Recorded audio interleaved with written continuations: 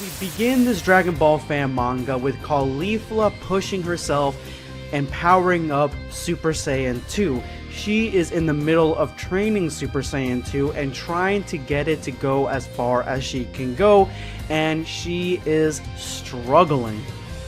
But I do love the artwork that is at play here. The artist, he is fantastic, and I actually got a chance to talk to him for a little bit through DMs on Twitter, and we had to kind of translate each other's messages a little bit, but he was very cool, and this artwork is fucking fantastic. I just love the design that Caulifla has. She has the design of a fighter. She has that Super Saiyan 2 Gohan female version design, but with a little bit extra flair to it, and I just love it. But at the end of pushing herself, her Super Saiyan 2 self, beyond her limit, she realizes that she cannot attain and push past this. She cannot attain Super Saiyan 3, and she is understandably upset. Everything that she has gained up to this point has been really easy, like super easy, no pun intended. But now Super Saiyan 3 almost seems entirely out of her grasp, and it actually could be. But the thing about Caulifla is she does not give up very easily or at all, and she has that trait similar to Goku. So while she's already out of breath, she's got all her strength that has left her, she decides, no, I'm gonna jump right back into it, I'm gonna get back into this and train more, and she jumps right back into Super Saiyan. Goku realizes he needs to show her something and blows up into Super Saiyan 3. And Caulifla immediately realizes the difference in power, and she even senses that he is far more angry than her anger in Super Saiyan 2, and Goku confirms it. He says that in this state, he's many times more angry and channeling that anger than Caulifla was in Super Saiyan 2. Goku explains that in the afterlife is the first time he went into Super Saiyan 3. What he ended up doing was he pushed the level of Super Saiyan 2 as far as it can go. He trained with Super Saiyan 2 as long as he could, and then eventually he pushed into Super Saiyan 3. But that is because the separation of mind and body is a lot easier. His spirit training is a lot easier in the other world, in higher planes of existence, as opposed to the lower planes of existence, which are mortal realms, which would be Earth, which would be the planet that they're on right now. It is much harder to go into Super Saiyan 3, if not impossible, while you're still in this plane of existence, but it is so much easier to do it in higher planes of existence, and that explains the hyperbolic time chamber. And this is not mentioned in the fan manga, this is mentioned in the tweet from the fan manga, from the creator. He talks about how he saw the planes of existence, the hyperbolic time chamber, and the other world as higher planes of existence, easing the transition and the evolution of Super Saiyan 2 into Super Saiyan 3. So that's why Gotenks could achieve it so easily, because he was in a higher plane of existence. And Goku tells her that it may be impossible for her to go into Super Saiyan 3, and that is when Caulifla realizes, is it impossible to go into Super Saiyan 3 for me? Is that transformation only for you? And then she had an epiphany. She goes, well, you know what? If Super Saiyan 3 is for you, I'm going to find my own Super Saiyan transformation that is unique to me. And in the meantime, she's going to learn as much as she can from Goku, and Goku is happy to hear that. But before he trains anymore, he needs to go get something to eat. King Kai is being asked by Goku to train Caulifla, and King Kai actually agrees. He's like, yeah, sure, no problem, I'll go ahead and train her. And Caulifla's a little confused. She's like, is this cockroach really your teacher? Is this who this guy is? And King Kai obviously is a little upset by that, but he's going to like let it roll off. Obviously he's had to deal with a lot with Goku, so he's going to let Caulifla slide. So he says there are several conditions in learning Kaioken, and for each person and each race, it is affecting them differently, and some people can't even do it at all. And so the way he explains it is that Earthlings are actually far stronger than King Kai himself. They have more energy, they have more damage, they can do a lot more. The only issue is that their bodies cannot sustain Kaioken. Then he goes and explains with Vegeta. Vegeta is as strong as Goku in every sense, and he's in the similar wavelength as Goku, so Vegeta actually can learn Kaioken. Now, on the contrary, Gohan only gets insurmountable access to his unimaginable power during a crisis, and if he's not in crisis, he doesn't get that power, and unfortunately, King Kai's like, I don't think that he can learn it. So right there we have the differences between not only just Earthlings and Saiyans, but different people in different species groups. Because, as I've always suspected, the Earthlings are powerful, and they're more powerful than King Kai physically and probably energy-wise, even though King Kai is a higher deity. But King Kai has more abilities, and he's got all this learning and all these hacks and different things like that. But even though he's still acknowledging that they are stronger, he's still saying that they are not strong enough to learn Kaioken. Their bodies cannot handle the stress upon it. Vegeta is just on the same level as Goku, and so Vegeta can learn Kaioken. And then the way they described Gohan, it was like, this is everything that Gohan has ever been. He really only gets huge bouts of energy when he's in crisis mode. He's really the main character that does that, and so he is not a suitable vessel for Kaioken. He is not a suitable candidate. He cannot learn it. King Kai goes and says that Goku was the fastest person I ever taught the Kaioken to. He tells Caulifla, I see you have abilities and powers similar to him, but it may hurt you to do Kaioken. It may be a huge risk to even learn it, but I believe that you can. Now the next part is very, very interesting. It's King Kai thinking to himself as Goku is happy that Caulifla is excited to learn a brand new ability. And King Kai's thinking she is actually a rare Saiyan just like Goku, an unusual breed. She may go down the same path he did. So this whole setup really has me intrigued as to Goku training Caulifla, Goku training Broly. Goku could be a master to everyone. He knows so much, even though he's still a student of martial arts. I mean, everyone says that the final learning lesson is teaching. And he could learn a lot from himself and from his students if he were to teach like Caulifla or Broly. And I love this fan manga, the way it represents Caulifla. Caulifla's just eager to learn, and the way she looks is just extremely cute. But yeah, she is eager to learn, and she's eager to know everything that Goku has to teach her, and she's just excited to be there. And the fan manga ends with Goku leaving Caulifla on King Kai's planet. So basically, Goku leaves Caulifla in the other world, and Goku tells King Kai, I'm only gonna come if there's trouble or there's an issue or I need to get to her, and I'm gonna come and grab her. But besides that, Caulifla is ready to start her training with King Kai. Once they arrive, Vegeta and Kaba are understandably surprised to even see them, and Goku's surprised to see Kaba, and that's when Kaba's like, you know, it's been a long time since we've seen each other, and he ends up bowing to Goku, and Caulifla jumps right in and asks why Kaba is so messed up, why he has so many scratches, like what is this training that he's doing that he's in such a bad shape. And then she looks over at Vegeta and says, so you're Vegeta. She tells Vegeta how she has a lot of respect for Kaba because Kaba is the one that originally showed her how to get more power. He is technically her first master.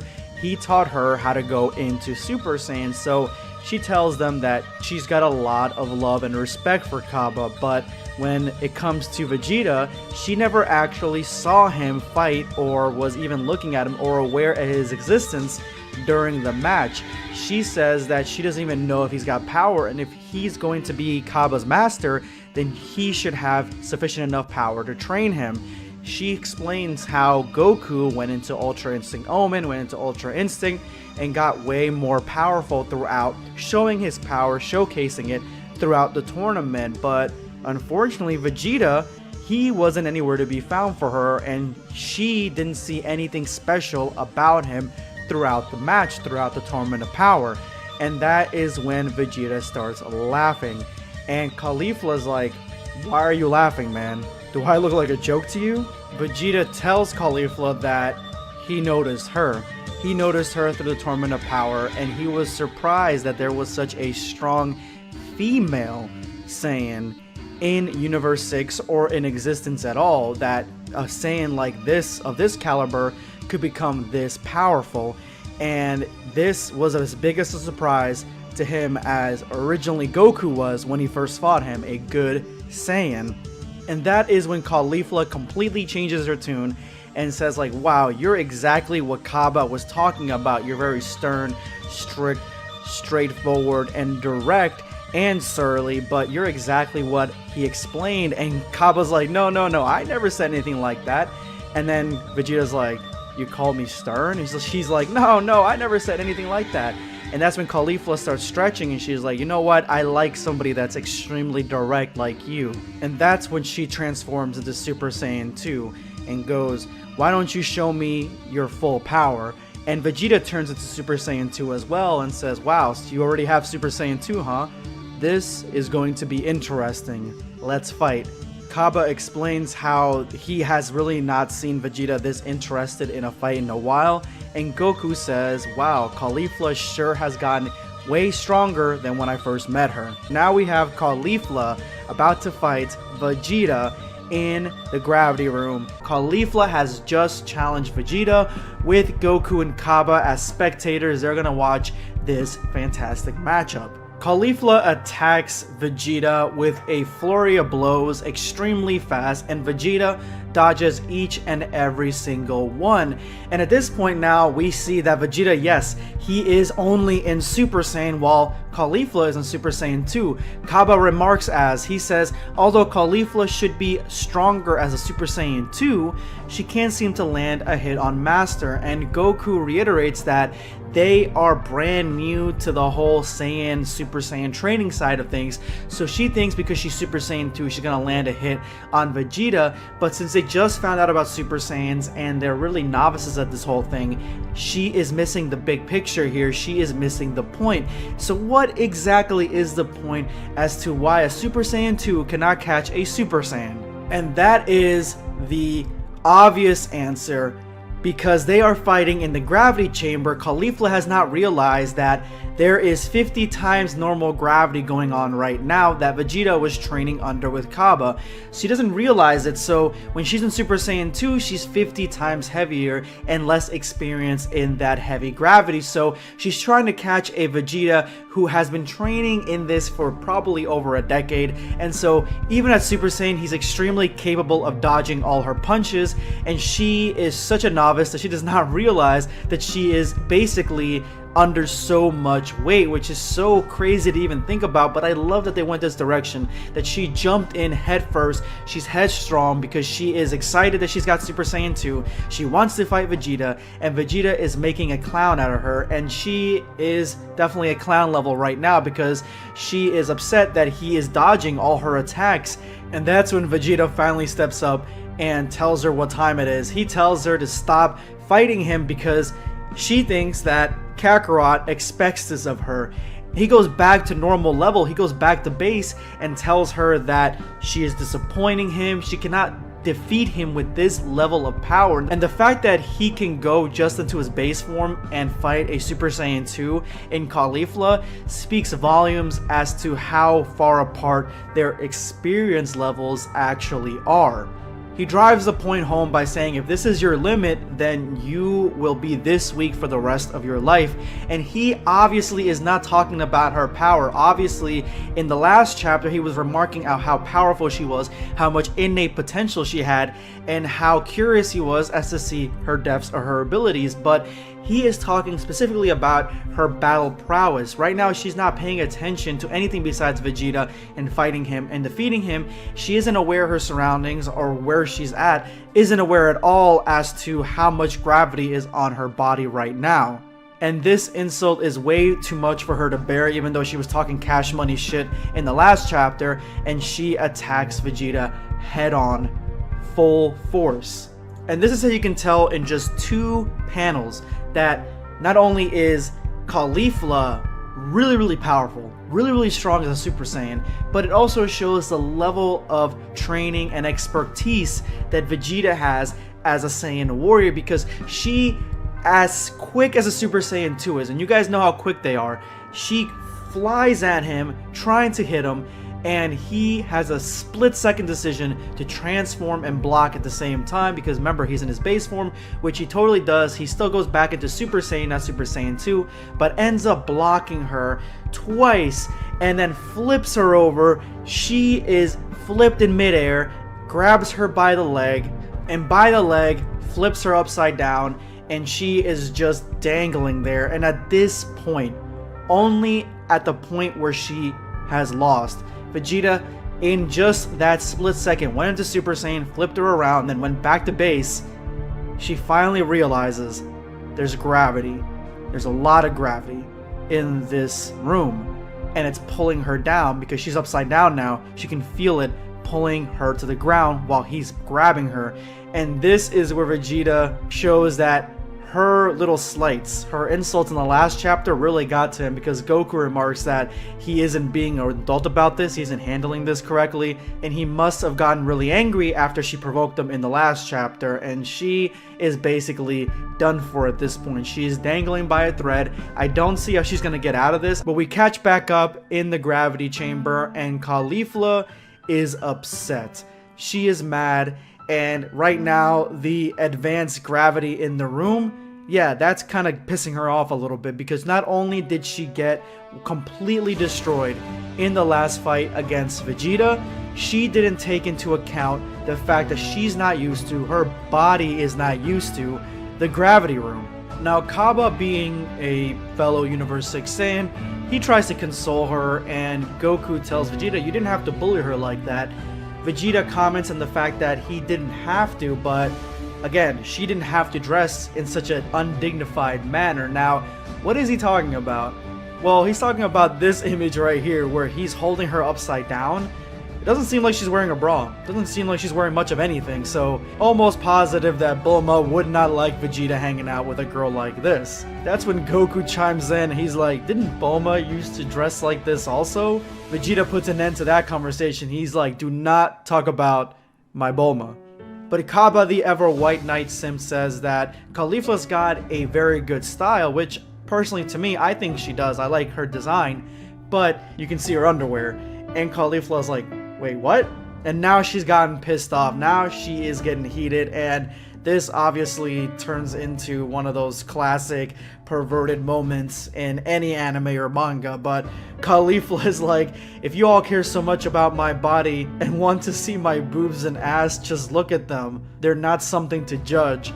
And this panel in particular comes kind of out of nowhere, because Caulifla hasn't really acted like that in the entire chapter, the entire fan manga. So I don't understand where this is coming from, but I guess it's one of those fan servicey moments that the creator just added into this Dragon Ball fan manga, you know, to please the more cultured of us, and I don't mind it too much. Goku really doesn't give a shit whether he sees her underwear or not, apparently.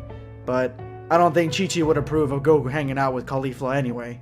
But Goku does confront her. He says, Caulifla, why didn't you go all out? And that's what I'm talking about. During that fight, which I thought she did, he asks, why didn't you go out? Because she didn't go all out. And of course, the gravity portion of the fight, yeah, that was something that she wasn't expecting, she wasn't looking for. But at the same time, she could have done a lot better. She kind of gave up a little bit too easily.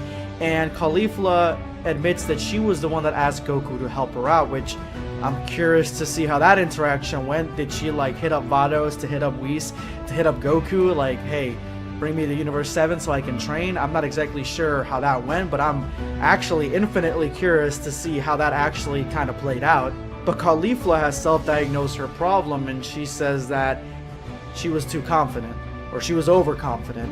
And Goku agrees, you were overconfident. Goku tells her that, yeah, you have gotten infinitely stronger than what you were during the Tournament of Power, but you are still nowhere near Vegeta, which I like that Vegeta's a plateau.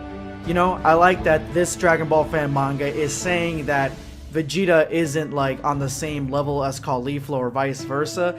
Like the Universe 7 Saiyans do have a tremendous leg up on Universe 6, which in the Tournament of Power you may not have noticed it because of the way that they had Kefla and, you know, Caulifla and Kale both tag team against Goku and stuff. But yeah, there's a huge discrepancy in power between these Saiyans, and I like that this mentioned that. Now, he does say that she has confidence, but if she does not go all out against Vegeta, Vegeta's not going to take her seriously. And Vegeta chimes in with, it's okay to be confident, but don't be disillusioned with your self-confident and then become too confident. And you can see that Vegeta is remembering his actions when he was Majin Vegeta. He fought Goku and he felt like he was untouchable at that point. He felt like the Saiyans, both him and Goku, were way too powerful, and it ended up being that Goku had one more transformation as a leg up over Majin Vegeta. And then Goku reminds him of how when they fought Buu, and I think where he was going with that, because Vegeta cuts him off, I think he was going with the whole Vegeta had that inner monologue where he was talking about Goku being stronger. And if I remember correctly, I'm pretty sure Vegeta had that monologue on the inside, but Goku is bringing it up in this fan manga, so it could be that maybe he overheard some things or something along those lines, like, you know, Goku or Kakarot, you are the best. But Vegeta says that the difference is that, you know, he wasn't in love with himself the way that Caulifla's in love with herself, which I don't know. I mean, I guess Vegeta has had some self-loathing, self-hatred, and Caulifla maybe hasn't. Caulifla really hasn't been brought down a peg to that level where, you know, she's got a lot of internal thought, at least not what we've seen, but Vegeta may be onto something. And Goku agrees, Vegeta has had that problem as well. And Vegeta loudly reiterates that it is different. He had pride in himself. Goku has pride also, but Vegeta had even more pride. That's basically what was going on with his self-confidence. Caulifla may have pride, but she has this overwhelming sense of overconfidence that swells within her that makes her love herself, and that's not really a bad thing, but that could be detrimental to her fighting. Goku says some deep shit right here. He says there's many things you can learn from our experiences. You don't need to keep searching for answers. Hit us with all you've got. As our Saiyan Juniors, I'm expecting big things, and you see Caulifla and Kaba. And now that I'm seeing the differences between these two panels, not only do I love what Goku just said, because it's something that he would have said in like Dragon Ball Z, very stoic, very heroic, very coherent, but you can see the difference between Goku and Vegeta. Goku and Vegeta are obviously in their 40s, and Kaba and Caulifla are in their 20s. Vegeta comes back with, I'm not as soft as you. Kaba, if you take this fool's advice, you'll end up as soft as he is. And Kaba agrees, but Kaba is sort of soft. He's not like Vegeta like at all. He's more like Vegeta's brother if anything. And then he gets Caulifla's attention and says, your last move wasn't bad, which if you remember from that fight, Caulifla's last move actually almost landed on Vegeta. This brings a smile to her face, and she says next time she's going to land a blow on him. And then she calls him master. And this chapter finishes with a Vegeta saying, don't get cocky. So we begin the chapter with the panel that I showed you at the start of the video. And this is probably my favorite panel in the entire series thus far, and there have been some bangers, but this one in particular is my favorite because of Caulifla's face. First of all, this is the cutest Caulifla's ever looked. This is a kawaii Caulifla face. She's adorable.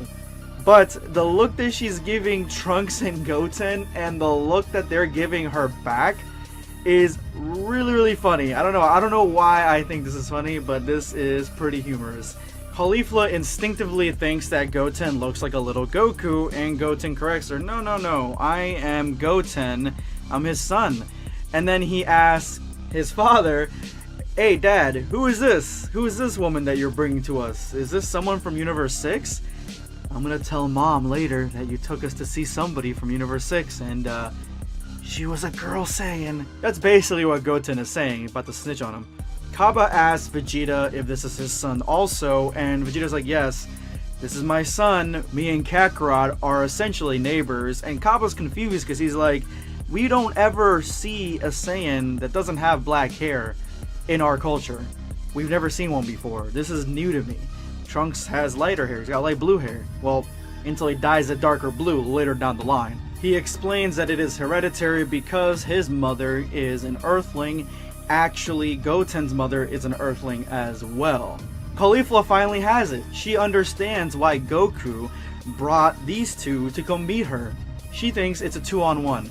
She's going to face both of these kids, both at the same time, try to come out on top. But Caulifla completely dismisses the notion as ludicrous. She's like, these are two young boys, and their power pales in comparison to not only mine, but some of the powers that I bested. So there really is no point in me fighting these two. They're just weaklings. There's nothing that I can gain from versing these two.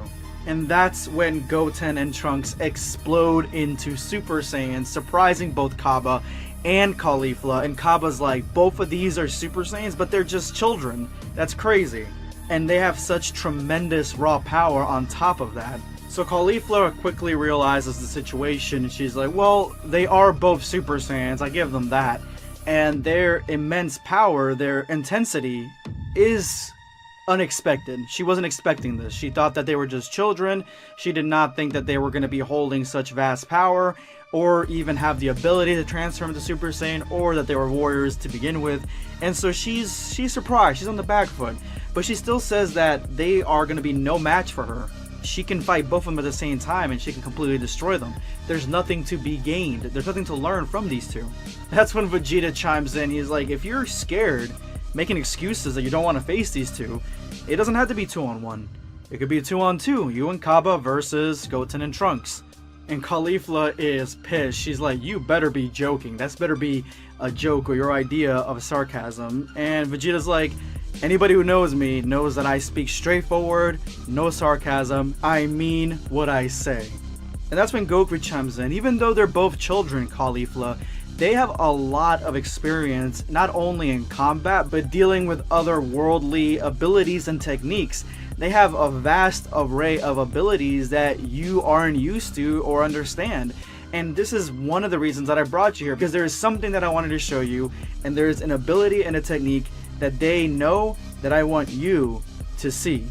And Caulifla is like, oh, and what's that? We begin with a fusion taking place right before Caulifla and Cabba's eyes, and as the glow clears, we start seeing that this fusion is Veku, the Walmart brand Gotenks fusion. They fucked up the fusion, and now they are the fat version of Gotenks. And that's exactly what Goku says. Goku says, I think you guys messed it up. And Veku says, oh, well, it's been a while since we've done the fusion. Knowing they have to wait a half hour, Vegeta's like, listen, Cabba, let's go ahead and spar and train and have a battle while we wait for them to end the fusion, then we can come back. But we can't have a battle here. Let's go somewhere more secluded where there aren't any buildings or people in the way. And that's when Cabba and Vegeta leave. Caulifla asks Goku what they should do now while they wait, and Goku's like, well, we could go follow Vegeta, go to where they are and spar there, train there, but unfortunately Veku here can't really move fast. He can't really fly in this form, so we're kind of stuck here. And just as a side note, I know that Gogeta's fat form is called Veku. I don't think we ever got the name for the Gotenks variant, but I'd rather call him Veku than Fat Gotenks, so I'm just gonna call him Veku. So Caulifla's understanding the fusion a little bit more just by seeing it done, even if it's done incorrectly, and she states that it seems like a coalescence of two different bodies into one, very similar from the Potara, but it seems unsimilar from the Potara at the exact same time. Goku's like, that's exactly correct. Unlike the Potara, there are quite a few conditions that need to be met in order to complete and do the fusion dance 100% correctly. There are things that need to be done, and there are poses that need to be done, and there are variables that need to be accounted for, but this is the mortal version of fusion. You don't really need the earrings from the Kais, from the gods, to be able to do this. So this is something they can do on hand, and to me, it's a more viable solution than having a Kai give you earrings that, if they break off, then you're out of the fusion. And that's when Caulifla starts mimicking some of the poses that she saw Goten and Trunks do, but she's not doing them correctly still because she's just mimicking them. And Veku's like, I didn't realize I looked that uncool. Goku explains that he'll teach her some poses later because that is probably the most difficult part of the fusion dance, the dancing part, but you need to get the basics down just right. First of all, everything has to be symmetrical, not only the poses, but similar heights and the power outage, the actual output of energy and ki from each individual needs to be exactly the same. So it is a very high form of fusion. It's a huge technique that not anybody can just master. That's when Caulifla asked a question that we've all probably asked ourselves at some point, and she's like, well, since I'm about the same height as Kale and Kaba, does that mean I can fuse with either one of them? And this question has Goku baffled. He's like, well, I never asked if you needed to be the same gender or the same race. When the Metamarie taught me this, I really don't know the answer to that. Only me, Vegeta, Trunks, and Goten are the only ones that have done the fusion dance. And that's when Caulifla explodes. She's like, wait a minute, you know how to do the fusion dance, you and Vegeta? Goku says, yeah, but Vegeta was extremely pissed off every single time they are about to fuse. She doesn't really like fusion. He doesn't like having to fuse with Goku in order to get enough power to defeat enemies. And then that's when Caulifla's like, listen, I have an idea. I was hoping to be able to fight Gotenks, but unfortunately they messed up the fusion. I want to challenge you and Vegeta as a fused person. I want to challenge whoever you guys fuse to a fight. They were being taught a lesson on humility by Goku in response to the training that Goku is providing, using Gotenks as a guinea pig of sorts and teaching these two Universe 6 Saiyans the value of the fusion dance, how the fusion dance is different from the Potara fusion and some of the pros and cons to it. But unfortunately, the fusion didn't pan out so well because Goten and Trunks haven't done the fusion in quite a while. So being dismayed with this fusion, Caulifla vowed that one day she will fight the fusion between Goku and Vegeta. One day she will fight Gogeta.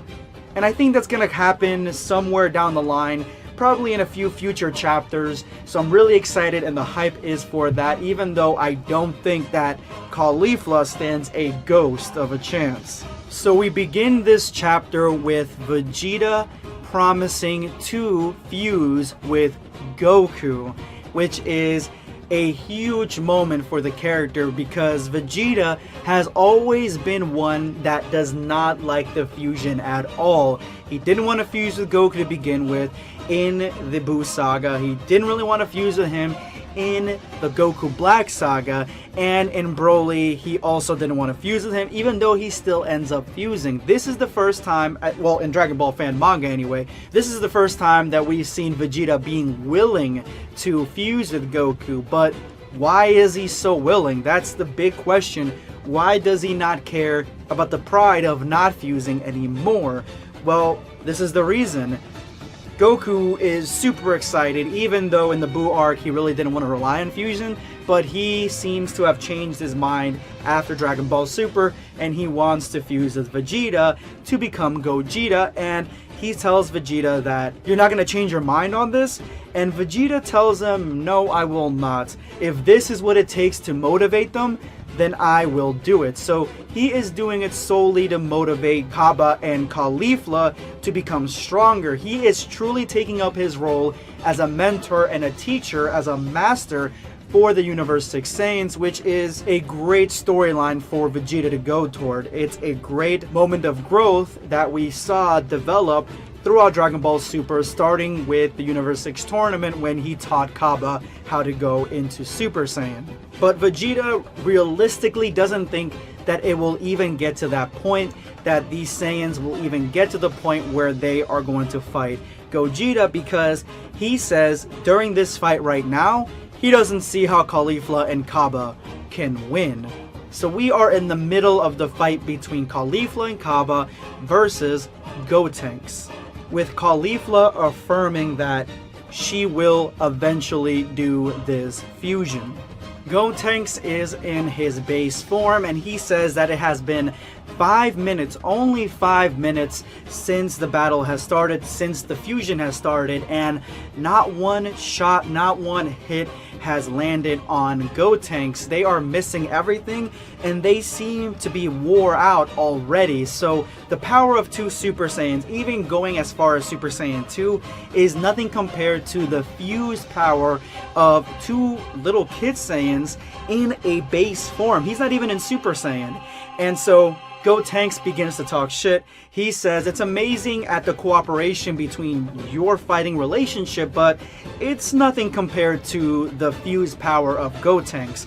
And Caulifla's like, stop trash talking, seriously. Kaba agrees with him. He says that they can attack him over and over again together, but there is only so much. There's a limit as to how much damage and how much cooperation and coordination they can do together against this ultimate fused being. So basically, Kaba's saying that together attacking him at the same time is not working. Caulifla comes up with a plan. I'll attack him head on, and you will be support, fighting from a distance, shooting him with Ki Blast. And Kaba agrees that's a good plan, but he couldn't touch him earlier with the Ki Blast, so he has doubts that he can do it right now. But if he hits him with a big enough Ki Blast, he will actually be able to do a little bit of damage to him, but he needs to stand still, and Caulifla agrees. Caulifla says that I will keep him busy and you hit both of us with your blast. I don't mind if you hit me. I don't mind getting that battle damage, and that seems to be the plan. Kaba agrees. Caulifla, attack him with everything you have, and I will hit him with the biggest blast that I can provide. And that is the strategy that they've adopted. It is a good strategy if you're only trying to hit Gotenks, but I don't think it's going to stop him because he's still in base form. He's got so much left, unless they really give him a finishing blow in base form where he can't really transform to Super Saiyan. But as of right now, they haven't landed or hit anything, so I highly doubt it. Now, if they're going for just trying to do some damage and that means that they won, then this is a viable plan to deal some damage to him.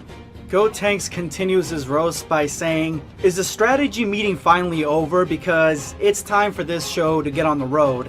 Let the games begin. You know what? This may end before I even have to be pushed into going Super Saiyan, so this fight is already over. Caulifla explodes into Super Saiyan 2, and she tells him, you're not half bad.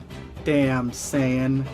Kaba attacks with a flurry of Ki Blasts, and these Ki Blasts are easily dodged by Gotenks. He is just evading every single one, but as he is focusing on Kaba, he almost misses Caulifla, coming in from behind and almost smashing him in the head. He completely dodges it, and the fighting continues, with Goku and Vegeta spectating the battle and commentating on it.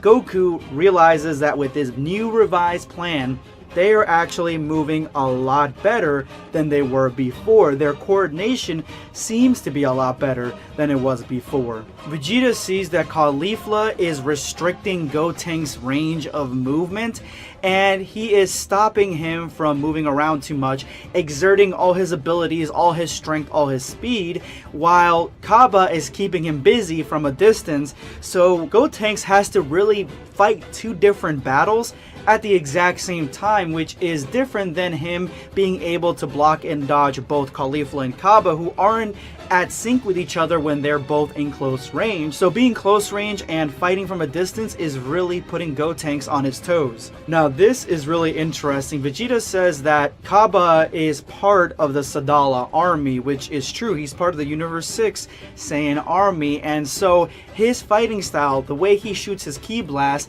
is very indicative of the way that he's been battling as a soldier, and it fits him very well in this moment. So I would imagine if you have an army full of Saiyans that can shoot Ki Blasts and have super strength and speed, they could probably hit you from very far away and destroy a lot of buildings, a lot of surroundings, and even partially destroy an army with a well-placed Ki Blast right through the ranks. So Vegeta definitely knows that Kaba is fighting like a soldier, and in this battle where he has to fight long range, he is at an advantage as a soldier. Goku sees Caulifla's fighting potential right away. She is absolutely extremely adept at close quarter combat, which makes sense. I mean, she really only has like the one ranged attack that we see in the anime, so it makes sense that she is more of a close-up fighter, and Goku can see that without Kaba getting in the way, she is definitely in her game. And with Kaba keeping a distance and shooting him from far away, Gotenks is really out of his element. It's only a matter of time for him to slip up and get dealt some damage, and Caulifla is really on him. Goku realizes that both their abilities, both their strengths mesh well, and he's really happy to see them fighting as one. Gotenks, who he has been fighting a little bit, he is trained slightly by Vegeta and Goku as Goten and Trunks, but he isn't like the most adept fighter with the most amount of experience. He's still like a little kid, so he is completely on the back foot, and he just finds this sort of fighting annoying because he can't anticipate which way which attack is coming in, and Caulifla is relentless with her bashing, and once he dodges Caulifla's blow, an explosion hits him from behind. Then Caulifla comes right in to take advantage of it. It is undeniable that he is at a complete and utter disadvantage in this fight now. Kaba shoots his enormous blast, the one that he told Caulifla he would try to do to hit both Caulifla and Gotenks, while Gotenks is dodging. So Gotenks sees the blast and he is completely shook at its magnitude because he only has a split second to get out of the way, and he does just that. He blasts the ground, propelling him into the air and dodging the blast. And even he states that he was just in some immense hot water. If that would have hit him, it's a good thing he dodged out of the, oh no. Out of nowhere, Caulifla comes right behind him yelling, "Got him!" And Gotenks cannot dodge this one, and an explosion blinds everyone. Caulifla's kick lands, but this is not the same Gotenks she kicked a second ago. Kaba says he's transformed, and boom, we have Super Saiyan Gotenks blocking the kick.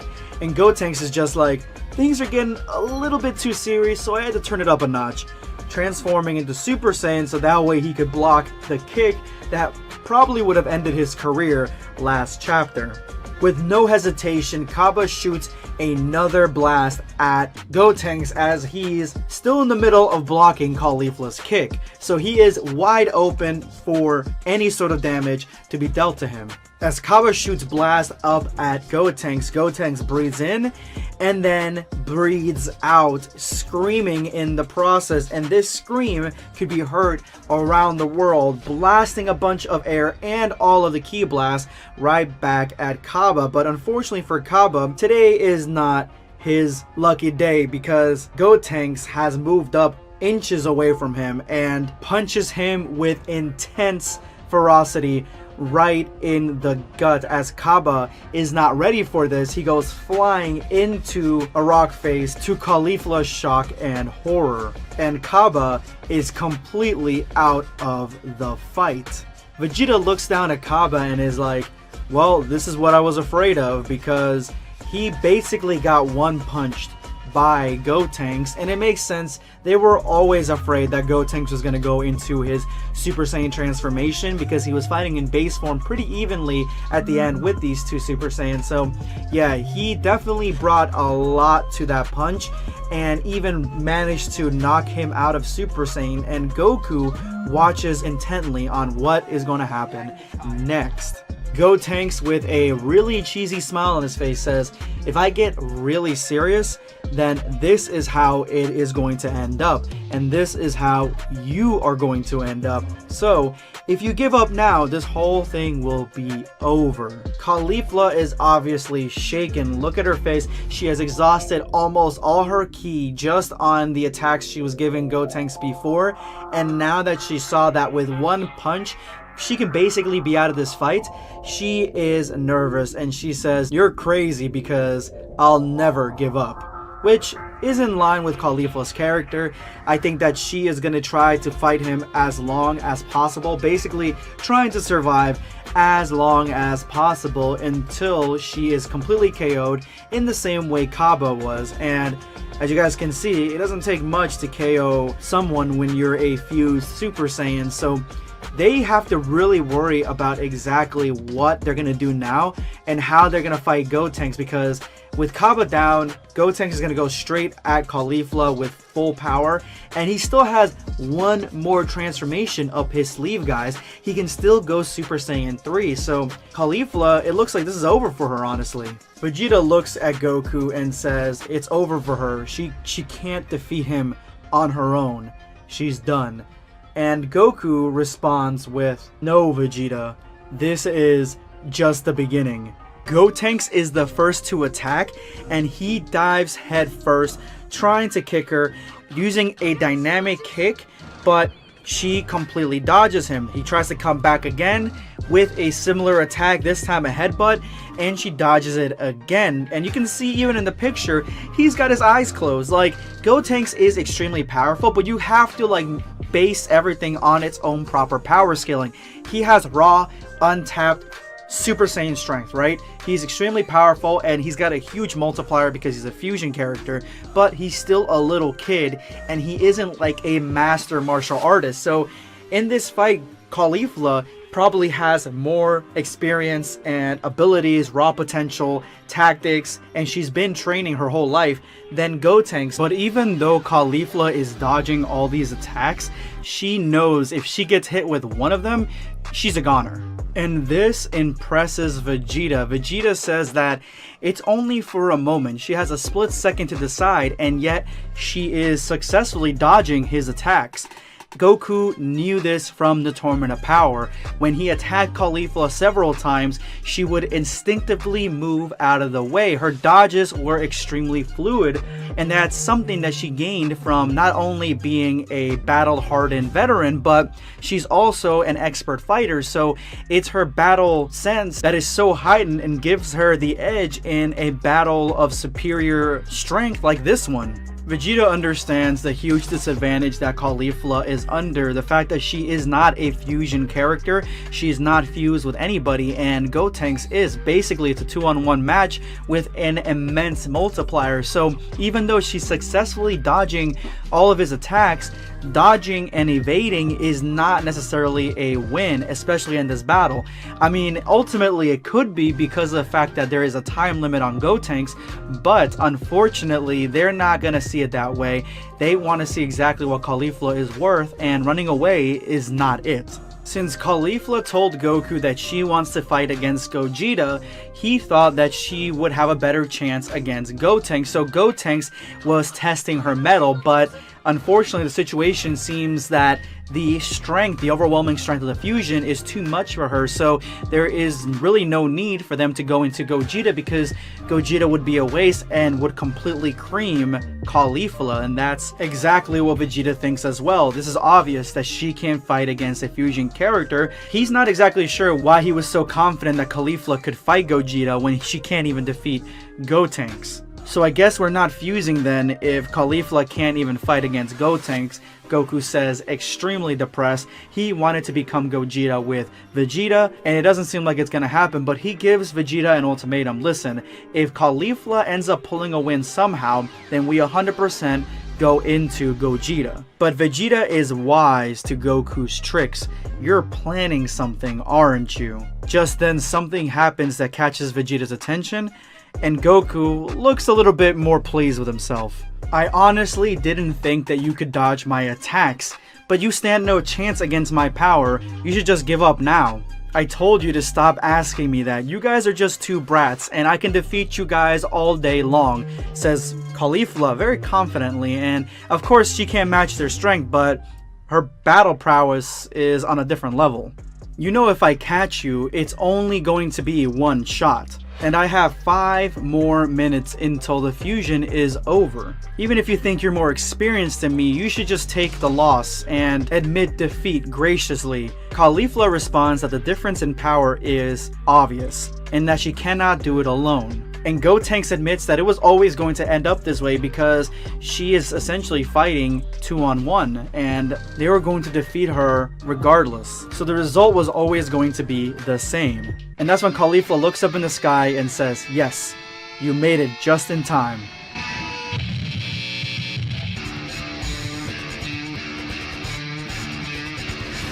And that's when we see Kale coming in hot. And as she descends, she transforms into a Super Saiyan. And as you guys can see, she has one Potara earring already put on. Gotenks looks confused as to who the hell this is, and he says, "Who's that? Another Super Saiyan?" And Caulifla responds with, "She is my sister, she is my friend." And I think that the way that he is describing it in this Dragon Ball fan manga is that they are like bros, kind of, and that's basically the community verdict on their relationship, that they're not actually related, they're just best friends. And Kale tells Caulifla, "I will fight alone.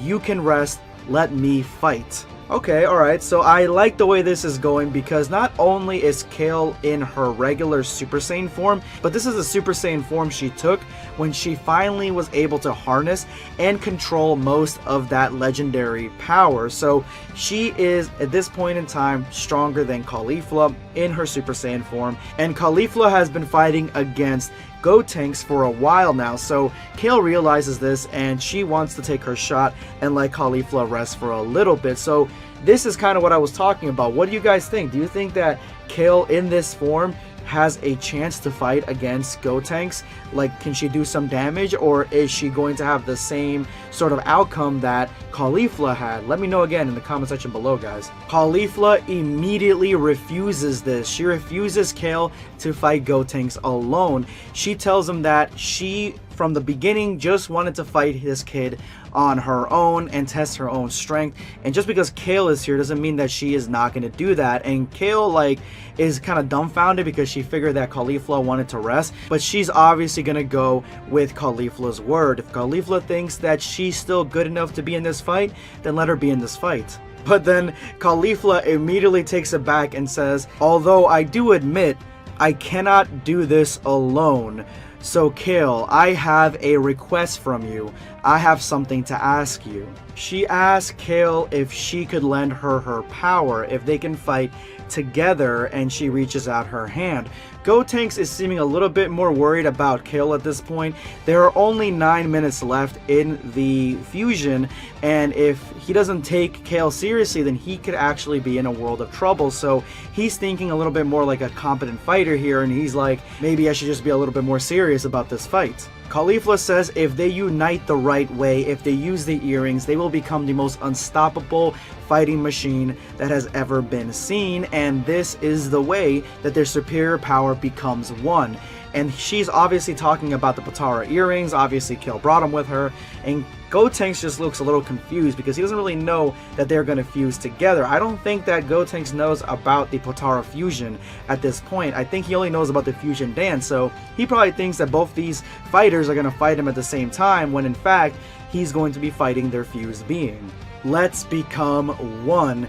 And you see here that Caulifla and Kale both have the earrings, and the fusion is beginning. Kakarot, you're a coward. I should have known that you were going to be using the other Saiyan woman and the Potara earrings to upset this match. Goku responds that he knew that Kale was coming. Obviously her and Caulifla are best friends, so they are basically a unit, and it was kind of weird throughout all of Goku Trains Caulifla that we never got to see Kale in action, but Goku knew she was coming. She brought the Potara earrings on her own, meaning that the Kai from Universe 6 must have given her a set of Potara earrings to bring into Universe 7 just in case they needed it. So I guess the Kais are being a little bit more frivolous with the way they use the Potara earrings. I guess everybody just gets a pair. I'm wondering who actually makes the Potara earrings. That is an interesting mystery for any Dragon Ball enthusiast, because is it the Kais? Are they the ones that make it? Or is it somebody even greater than the Kais, like the Angels, or somebody we have yet to see? Either way, she brought the Potara earrings and Goku had no clue of it. Goku was just trying to even the playing field. a voice says in the distance, and Piccolo lands right in front of Vegeta and Goku. Goku is surprised that Piccolo is here, but Vegeta catches something that Piccolo throws at him, and it is a bag filled with senzu beans. And Piccolo tells Vegeta that there are plenty of senzu beans in there, so make sure he eats what he needs to get back to 100%. Goku, confused, asks Piccolo, "Did you know that Kale brought the Potara?" And Piccolo responds with, "Goku, I know everything." Essentially, that's what he says. It's a rough translation, but he basically says that he knows a lot of things, meaning that, yeah, he knew what was going to be the outcome of this match, essentially, or he knew exactly what was going to happen. But he will explain more later, and as he says this, Vegeta is giving Kaba a senzu bean, and Kaba looks like that one blow completely took him out of the match. He looks worse for wear, and it's kind of strange to see Vegeta giving him the senzu bean, like taking care of him, or Vegeta really taking care of anybody that isn't his family, but he is giving him the senzu bean.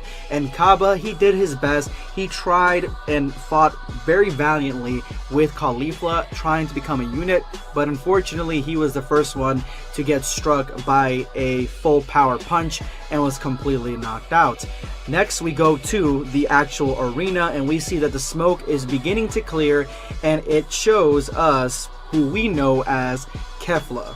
Kefla admits that this has gotten bad. This situation did not go the way that Caulifla had planned it, and she was wanting to use this fusion against the fusion warrior that Goku and Vegeta can make, but unfortunately it seems like that's not gonna happen, because right now if she can get past Gotenks, who is the sons of Vegeta and Goku, she stands no chance against Gogeta, the fusion between Goku and Vegeta. So right now, she needs to look ahead and look at Gotenks, because once she dominates Gotenks, then she can set her eyes on Gogeta.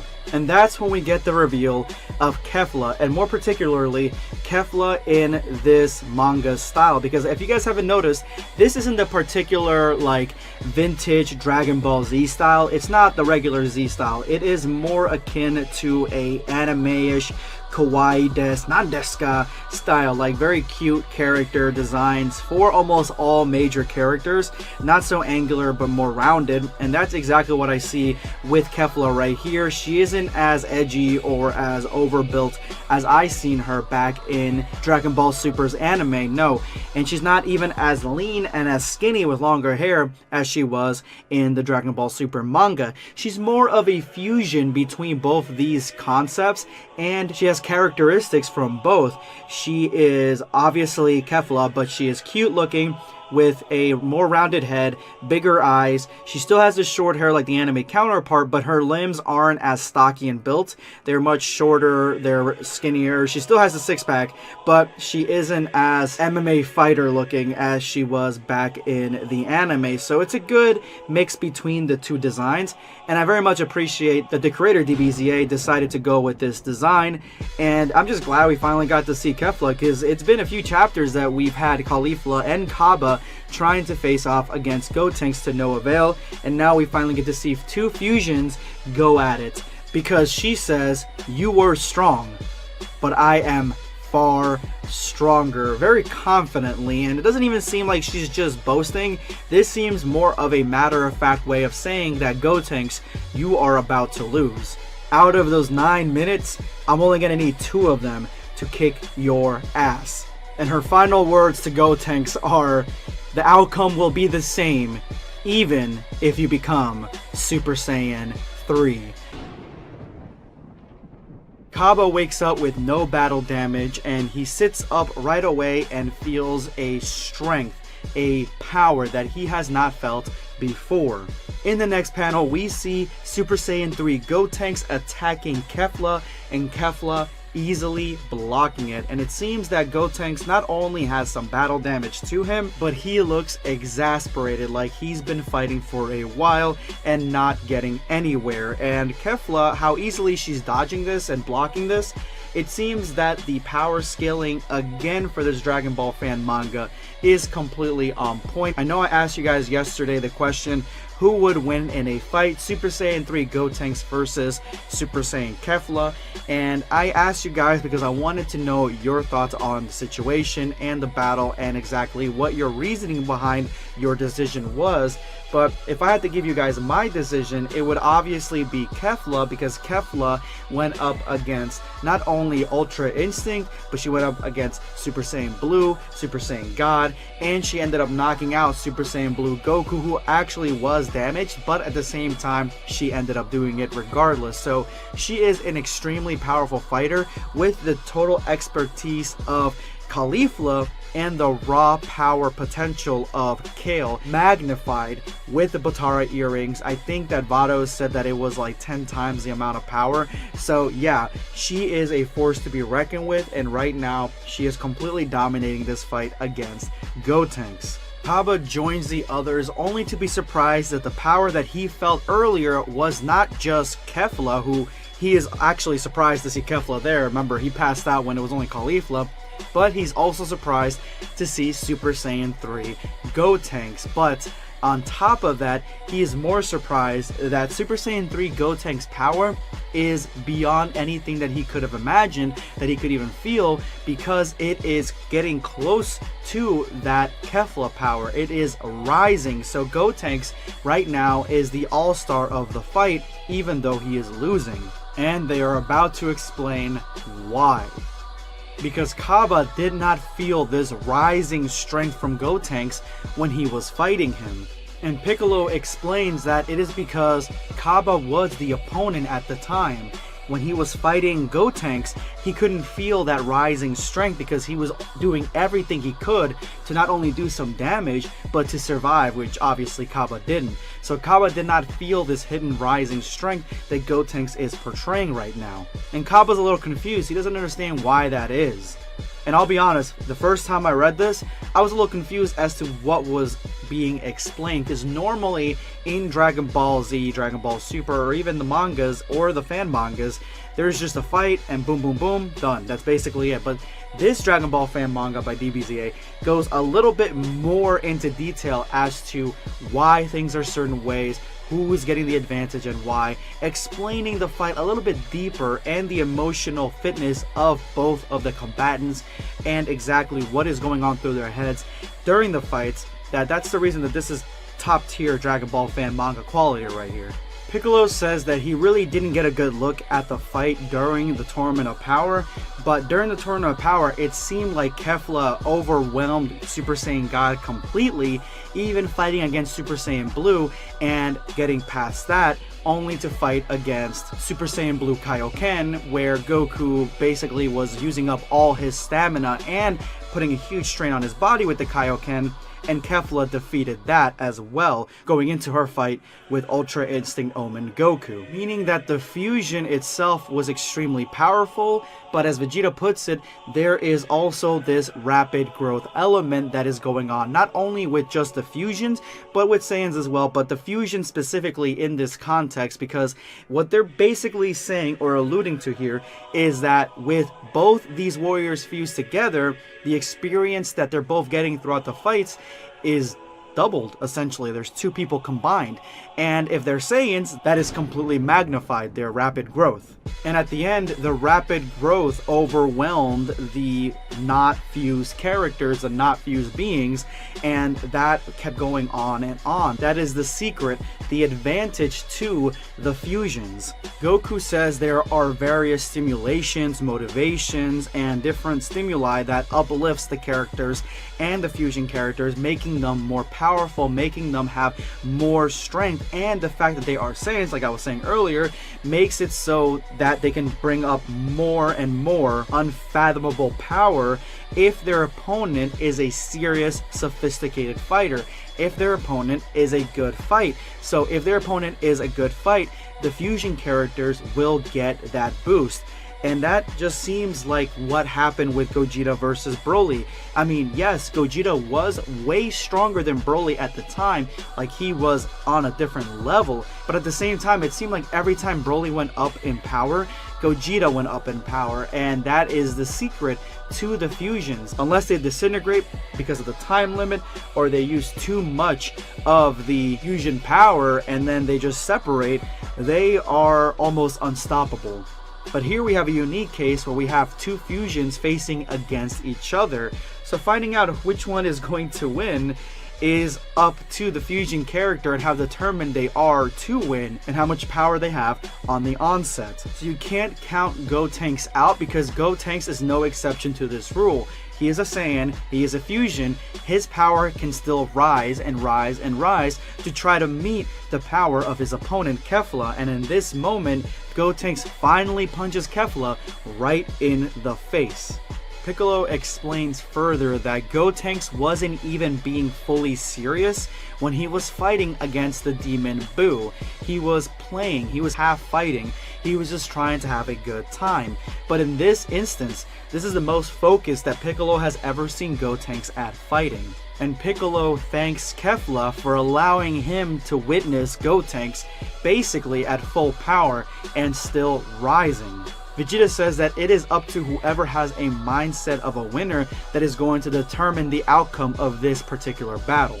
Gotenks has finally struck Kefla, and Piccolo says now that he's gotten a taste of it, that he's hit her once and gotten past her defense, his power will gauge to that level because his power will rise to try to meet Kefla's power, which is an interesting way to close the gap of power scaling between Gotenks and Kefla, where before I would say Kefla will win 100%, but if Gotenks keeps fighting Kefla and his power keeps rising to meet that level, who the fuck knows? Goku has the final words. If the one in front of you is beyond your limits, and you will do anything you can to reach those limits and break them, then the difference in power does not matter. But even though Gotenks is getting a boost in strength from fighting Kefla, Kefla is in a better position because all she is thinking of right now is, I can't lose. Kefla is issuing a barrage of punches at Gotenks so fierce and so fast that all Gotenks can do is block, and he is just immobile. He cannot do anything else. And I told you guys from last chapter, when you saw Gotenks do this to her and then you saw this panel right after it, you knew that Gotenks was going to be in a world of trouble, because here he is barely reacting to what Kefla is dishing out, and Kefla saying, come on Gotenks, I thought you punched me last time, was that punch a fluke? Which it seems like it may have been. Either way, Kefla is pissed off and wants to completely annihilate Gotenks, reminding him that there is not much time left in his fusion, maybe a minute or so he can't just spend this entire time blocking it, because if he does, then he loses automatically. But Gotenks doesn't move, doesn't evade, he just continues blocking as the barrage continues. So at this point, Kefla is essentially fed up with this, and she decides it's time to end this and makes an energy ball that is so compact but looks so powerful that she points it right at Gotenks' face where he's blocking, point blank range. And I just gotta tell you guys, like in this whole panel, this whole page, Gotenks looks really cute because he's like a little kid, and he's like completely underprepared as to the violence that is Kefla, the strongest Saiyan warrior of Universe 6. The blast hits Gotenks and leaves a sonic boom, destroying everything in its path, and you have with Kefla at the center of the page saying, don't be disappointed, you tried your best, with Kaba here on the side saying that Kefla, you've gone too far, that was way too much. Kefla assures him that it was a medium to moderate blast, that even though she may not have gauged it 100%, he should be fine, he shouldn't die. which just shows as to what level of determination Kefla is at this point, because she is hitting him with blasts strong enough to kill him. So she is aware of the strength of these blasts, but wants to put an end to a powerful warrior, short of killing him. The smoke settles and Kefla looks to her right and sees a ghost version of Super Saiyan 3 Gotenks. And this is my favorite panel. This is my favorite page actually in this whole fight, but this is my favorite panel where you see Kefla's face just in total shock as to what the hell this thing is next to her. And in the next panel, she starts freaking out, saying that, oh no, he's dead, he's actually dead, I killed him. She admits that she knew it was overkill, that attack was too much, but she was sure that he was not going to die, especially since they are the sons of Goku and Vegeta. Then she admits a little bit more that maybe she did leak out a little bit too much power and go a little bit too overboard. That's when you hear Gotenks' voice cut through the clouds and say, I'm here and I only have 1 minute left. And it's finally time to show Kefla his secret technique. A technique that he was waiting for the right time to use, and this moment seemed like the best time because he was at his limit and Kefla could have seriously put him out of the fight permanently. He calls this move Super Serious Ghost Kamikaze Attack, and as you can see here, it's Gotenks with like an army of Super Saiyan 3 Ghost Gotenks, which are way more than he used in the Buu Saga, and that seems to be his finishing blow.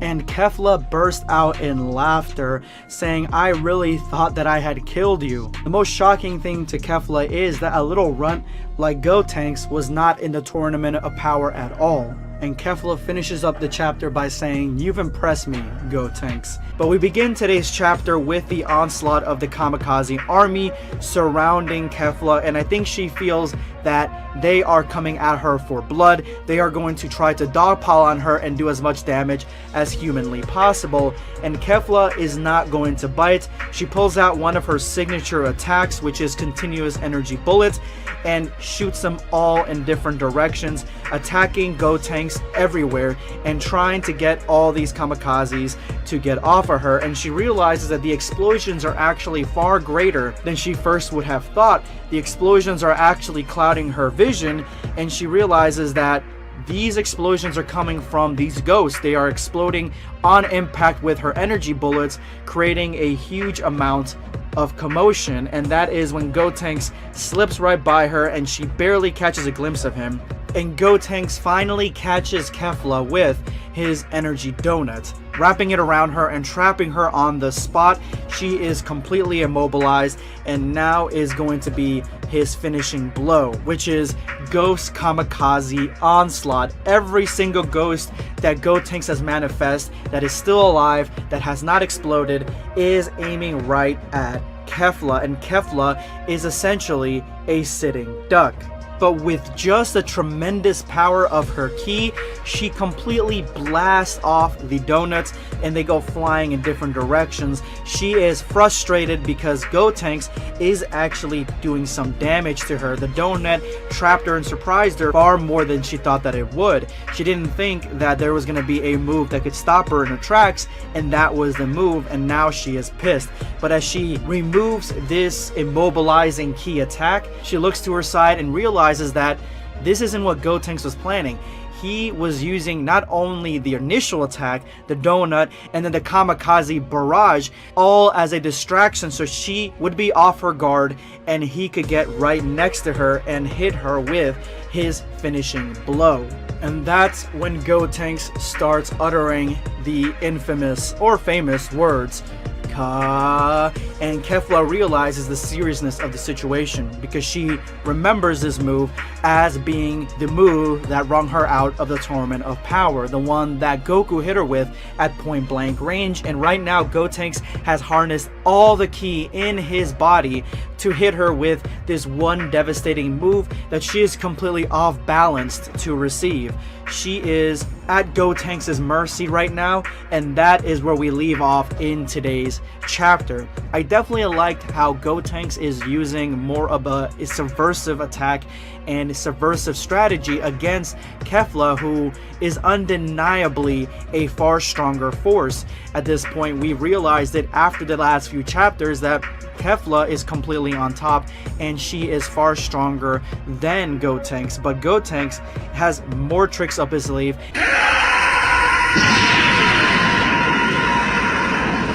Gotenks shoots a Kamehameha blast that looks actually quite similar to a Super Kamehameha at Kefla, and Kefla barely has time to do anything. She cannot dodge because he is right next to her, so she can only do one thing and try to stop it. So she turns on a dime and hits it with the palm of her hand, holding it still, holding it at bay, but for how long, who knows. And you guys can just tell at this point, because of what she said in the last chapter, that Kefla is having some PTSD moments, because this is the attack that cost her the Tournament of Power. And as Kefla holds the Kamehameha still, she tells Gotenks that she has lost to this move before, and she wasn't expecting to see it again, and to have it be so strong from somebody who she thought was weaker than her. It was fun, Gotenks, but now I will show you my finisher because you showed me yours.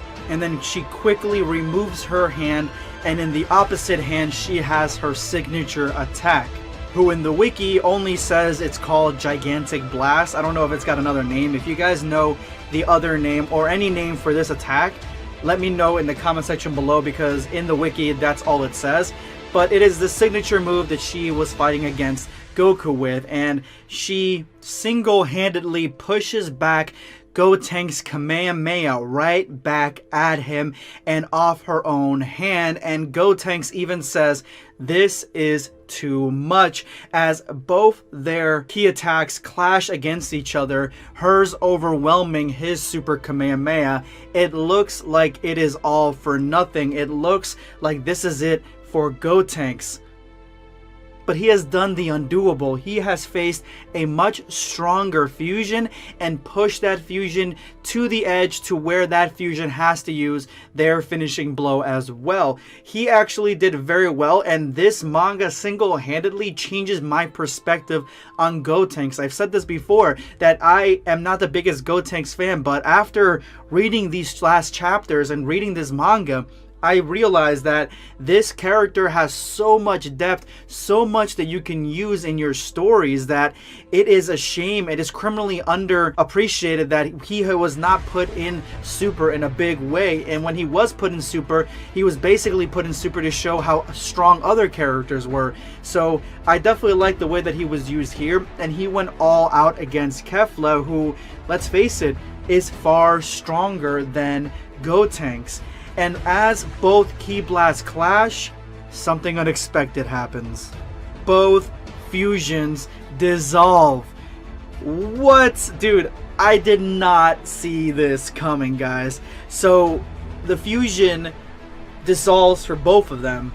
Even though they're both different types of fusions, they're both gone. So Goten and Trunks, their time limit was coming up. They had used the majority of 30 minutes. And they also only had like a few minutes left. So this whole fight probably took it all out of them. But Kale and Caulifla, they had just became Kefla. And so now I'm thinking that the Potara earrings, if you use the power, use too much power from the Potara earrings, they will dissolve your power faster, essentially. Similar to what happened to Vegito, where Goku and Vegeta are fighting Samazu, using a lot of power, and then they both dissolve and go back to their respective forms, because the Potara fusion seems to be far more unstable. If you use way too much power, then it will dissolve, as opposed to the fusion dance, because Goten and Trunks had the entire 30 minutes before they came apart. That could be one reasoning why they both dissolved. Another one could be that Goten and Trunks as Super Saiyan 3s weren't really using that much power, as opposed to Kale and Caulifla, who are using the Berserker power, and that may use far more power than the Super Saiyan 3 would. That also could be a plausible explanation. I like the first one better. I like to think that the Potara earrings, because they're easier to do, they're like, you know, you just grab the earrings and put them on and that's it. Because it's simpler, there would be that side effect where if you use too much power, you won't get the 30 minutes, it'll dissolve earlier, as opposed to the fusion dance, who you have to master before you can even use, and it's something that you have to train to do, which I like that better, that you can use that power. And I mean, even if you look at it, Gogeta was able to use Super Saiyan Blue quite effectively against Broly, and he never dissolved, not once. I think the first explanation is more spot on. The easier the fusion, the more unstable it is, the more difficult a fusion is to master, the more you get that time. And after this, they are sucked into the explosion of both their ki blasts. So they may have dissolved, both of them, but their Super Kamehameha and Gigantic Blast, both of those were still hitting at each other. So when they both dissolved, I would imagine that it became quite unstable, both ki blasts, and that's why they both united and exploded. And even Caulifla goes and blocks the blast from Kale, and Goten and Trunks are both caught off guard, and the explosion blows up right in their faces. And it looks very similar to the explosion that Majin Vegeta did when he self-destructed. I would honestly give, even if Goten and Trunks don't really survive, or at least get knocked out from this explosion, I would say that Goten and Trunks won this fight because they forced Kefla to use so much power that she dissolved early. And so if your fusion's that unstable, then yeah, I would say that Goten and Trunks definitely come out with the W on this one. The fight between Kefla versus Gotenks effectively over, Piccolo and Vegeta asked themselves why the Universe 6 Saiyans decided to come to Universe 7 to train under Goku in the first place. And moving forward, we get a flashback to when Kaba first recruited Caulifla to go on this special training mission. Caulifla is a little surprised that Kaba just asked her to go to Universe 7, and Kaba says the reason that they're going to Universe 7, or the reason that they all got invited, is because Beerus and Champa are having a delicious food showdown where they take all the delicious foods from both Earths on Universe 6 and Universe 7, and they're gonna have an entire competition with it. And because it's being held in Universe 7, Vados suggested to Champa that, hey, why not take the Universe 6 Saiyans with us? That way they can spend a little bit more time with their counterparts in Universe 7 and even train a little bit with them, learn some new things. So there you have it, guys. This competition is the reason that the Universe 6 Saiyans are in Universe 7, and that is the reason that Goku is training Caulifla in the first place. It all was Vados' plan from the very beginning to unite both universes. But why? I'm wondering, why would she go out of her way to do that? Maybe it is because she wants the Universe 6 Saiyans to be elevated to the same status as the 7 Saiyans. That way, you know, Champa has a nice little unit of Saiyans, strong Saiyans, on his team as well, so it's not just Beerus and completely one-sided. I'm assuming that's the reason, but as you can see right here, we got the answer as to why they're there. Caulifla jumps at the chance to go to the Universe 7 Earth because she wants to become a Super Saiyan 3. Remember, guys, that's essentially how this whole story happened so long ago. The very first video that I dropped for this series was her trying to become a Super Saiyan 3, and that is the reason. That was her guiding light into Universe 7. Caulifla asked if Kale can come with them as well, but they would have to wait for her because she's not there right now. And Kaba responds with, Champa really didn't want to bring the Universe 6 Saiyans to begin with, so if they don't leave right now, Champa will leave them all behind. Caulifla sulks because, you know, she's gonna basically leave her sis behind, and it's kind of fucked up, but at the same time, she wants to see Goku. She cannot miss this chance to see Goku again. And she apologizes softly to Kale, who really can't hear her. She's somewhere else on planet Sadala. They are now in the cube, the same one that Whis used to transport everybody from Universe 7 in the Universe 6 tournament, and Caulifla's just looking around saying, so this is how we travel between universes, and Kaba's excited because he's actually ridden one of these before. Caulifla says the obvious, if this is such an easy flight between universes, why don't we just do this like once a month? Why don't we just go over there to train with them every so often instead of not seeing them for such a long time?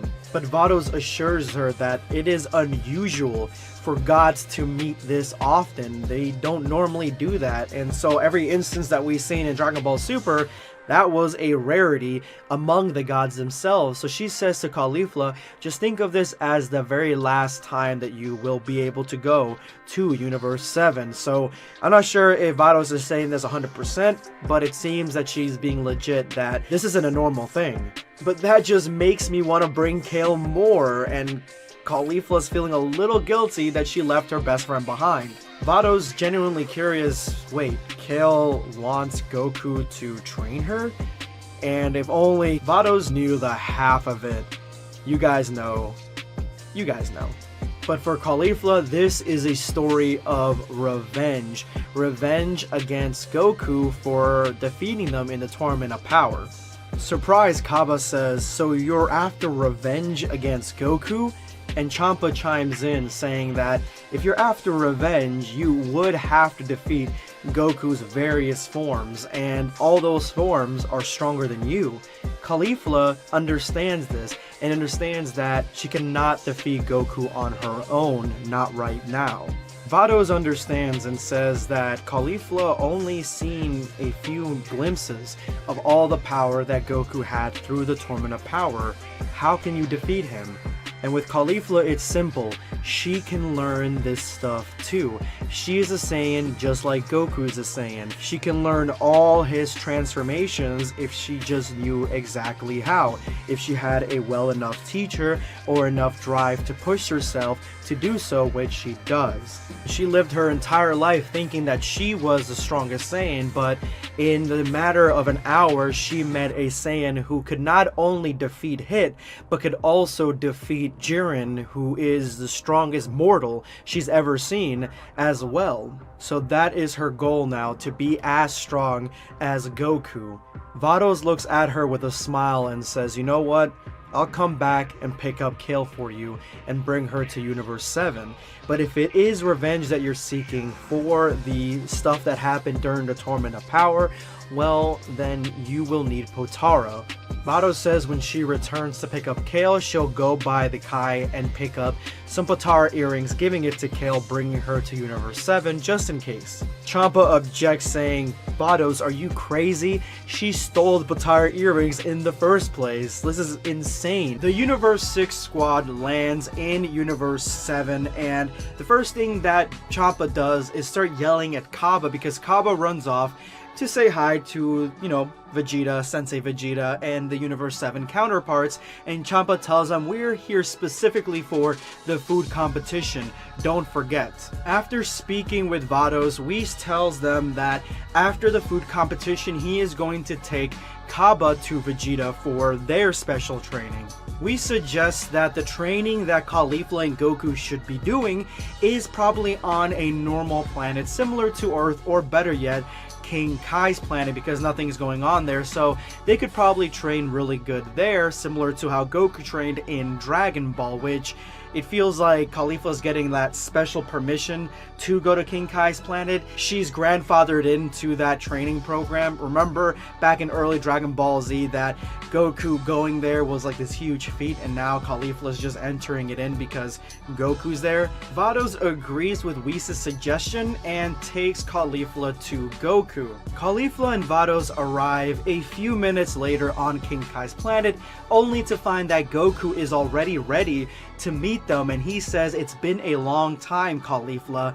And Caulifla says, it has, Goku. And you can see that on Caulifla's face. She's a little bit nervous as to meeting Goku. I guarantee you that the Universe 6 Saiyans have a very high regard, a very high praise to the Universe 7 counterparts. That's why Kaba sees Vegeta as such a huge sensei. And Caulifla, even though she's arrogant and stubborn, she probably would be a little nervous around Goku, who she admires.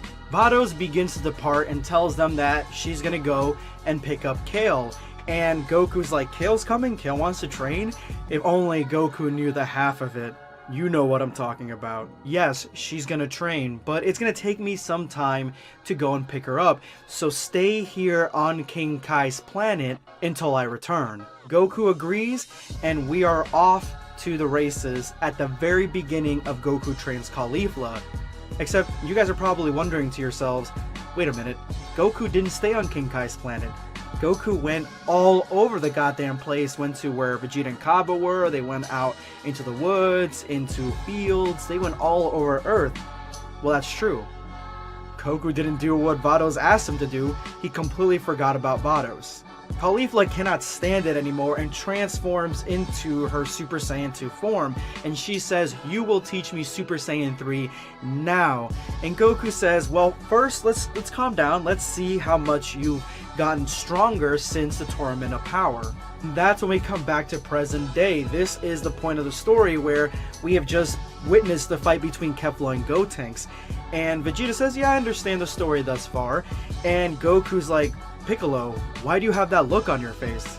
Piccolo, with anger, confusion, and frustration on his face, says, "I got this look because of you. You were told by Vados to wait this entire time on King Kai's planet." And that's when Piccolo starts freaking out on Goku, saying that she told you to wait on King Kai's planet, and yet you've literally been on his planet and traveled all throughout Earth, including Capsule Corp, and completely ignored and forgotten a order from an angel. You have no regard for the hierarchy of this multiverse at all, Goku. You need to listen and pay attention to what she's telling you. Like, he's completely flipping out. Of course, Piccolo is the one that has a huge regard. You know, him being sort of divine himself with Kami in him, he's the one that has a lot of regard for the deities. Remember when he was afraid of the Supreme Kai? It's because he knew who he was. So it makes sense that he would be the one that would be scolding Goku for just being so absent-minded and not listening or obeying an order from an angel. Piccolo says that Goku needs to be trained himself in understanding not only his surroundings, but paying attention to what people say, people's moods, what their intentions are, what comes off of them, their feelings, because right now he has completely disregarded an angel and he's completely insulted her. So Piccolo is completely laying into him, and Kaba, Kale, and even Caulifla is like, this is probably a conversation you guys should be having in person. And Goku agrees that, and he apologizes that, yeah, he probably should have been paying attention further. Kale is surprised that the two warriors, the fused warrior that she ended up facing, was actually the kids of Goku and Vegeta. And Kaba explains that if Caulifla had defeated Goten and Trunks, then she would have a chance to fight the united warrior between Goku and Vegeta. Goku's trying to push Vegeta in this direction that, hey, I mean, you know, we said if Caulifla wins against Goten and Trunks, and Kefla technically won against Gotenks, so I mean, that means that we are able to fuse and fight them. Goku just wants to fuse with Vegeta, turn into either Vegito or Gogeta, and fight against either Caulifla or what I'm assuming could be also Kefla. Piccolo chimes in and agrees with Goku that technically, yeah, Kefla is Caulifla and Caulifla did win. Goku really wants to fuse into Vegito, but he says that Vegeta has to agree that the fight consensus was that Caulifla ended up winning, and so they're waiting for Vegeta's confirmation, but Vegeta is pissed off because he thinks this is basically cheating.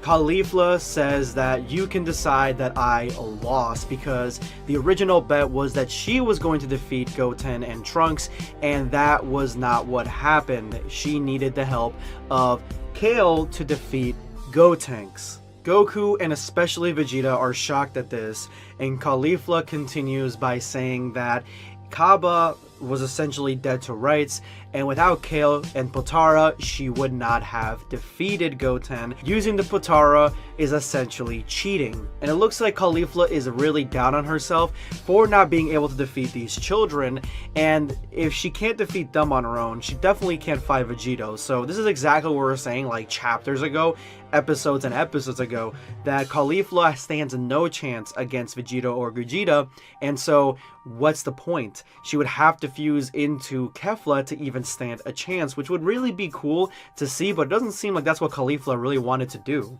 Piccolo mocks Caulifla and says, is it because you needed the help of another Saiyan that your part of the win isn't a win at all? Is that the pride of the Saiyans, that you can't even take the win without taking it alone? Caulifla responds with, not at all. The best win is the one you do on your own, but if I have to, I will use the help of my friends, and that is essentially what fusion is.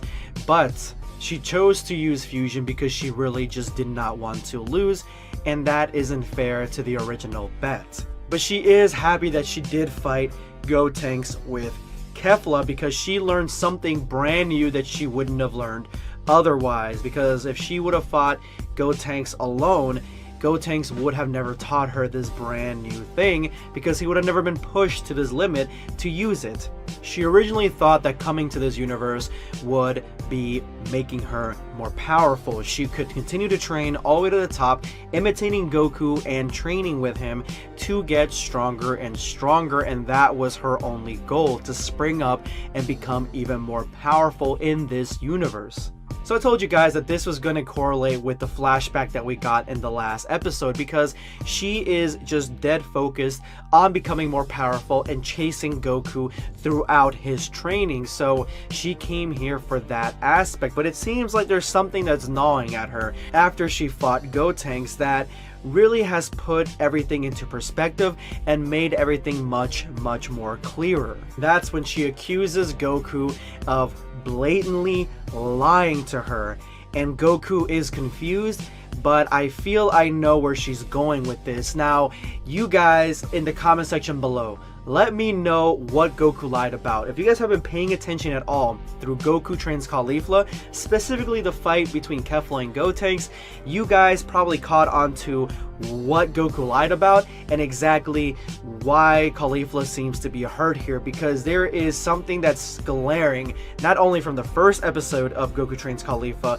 but all the way through the fight with Gotenks, that shows exactly why Goku has really not been telling 100% of the truth. Just think back to that first episode. I'm going to give you guys a second. Leave me that comment if you guys got it. Let's go. Gotenks can become Super Saiyan 3 as well, and she thought this entire time this was a transformation that was solely Goku's, and yet Gotenks also knows it. So this is harkening back to the beginning episode of Goku Trains Caulifla, the first chapter, where Goku was trying to train Caulifla in how she can become Super Saiyan 3 and what she needed to become that, and why Goku really was the only one that had it. So at the time, Goku didn't tell her anything about Gotenks, but she did learn that she would need to be in King Kai's planet to learn Super Saiyan 3, because it was such a highly divine ability and transformation that really drew out all there was of the Super Saiyan, but because it was pushed against its limit in such a divine and godly world, Goku was able to harness all that and become a Super Saiyan 3. So Goku completely forgot that Gotenks can also go Super Saiyan 3, and Caulifla feels now that he has been lying to her. Did your sons also go to King Kai's planet to train as well? What's the answer, Goku? Because as of right now, I feel like you are lying to me, that you have to go to this divine world to learn Super Saiyan 3. So Caulifla doesn't think that Goku sent those boys there to train, so there has to be another way to become a Super Saiyan 3 that doesn't involve going to the afterlife.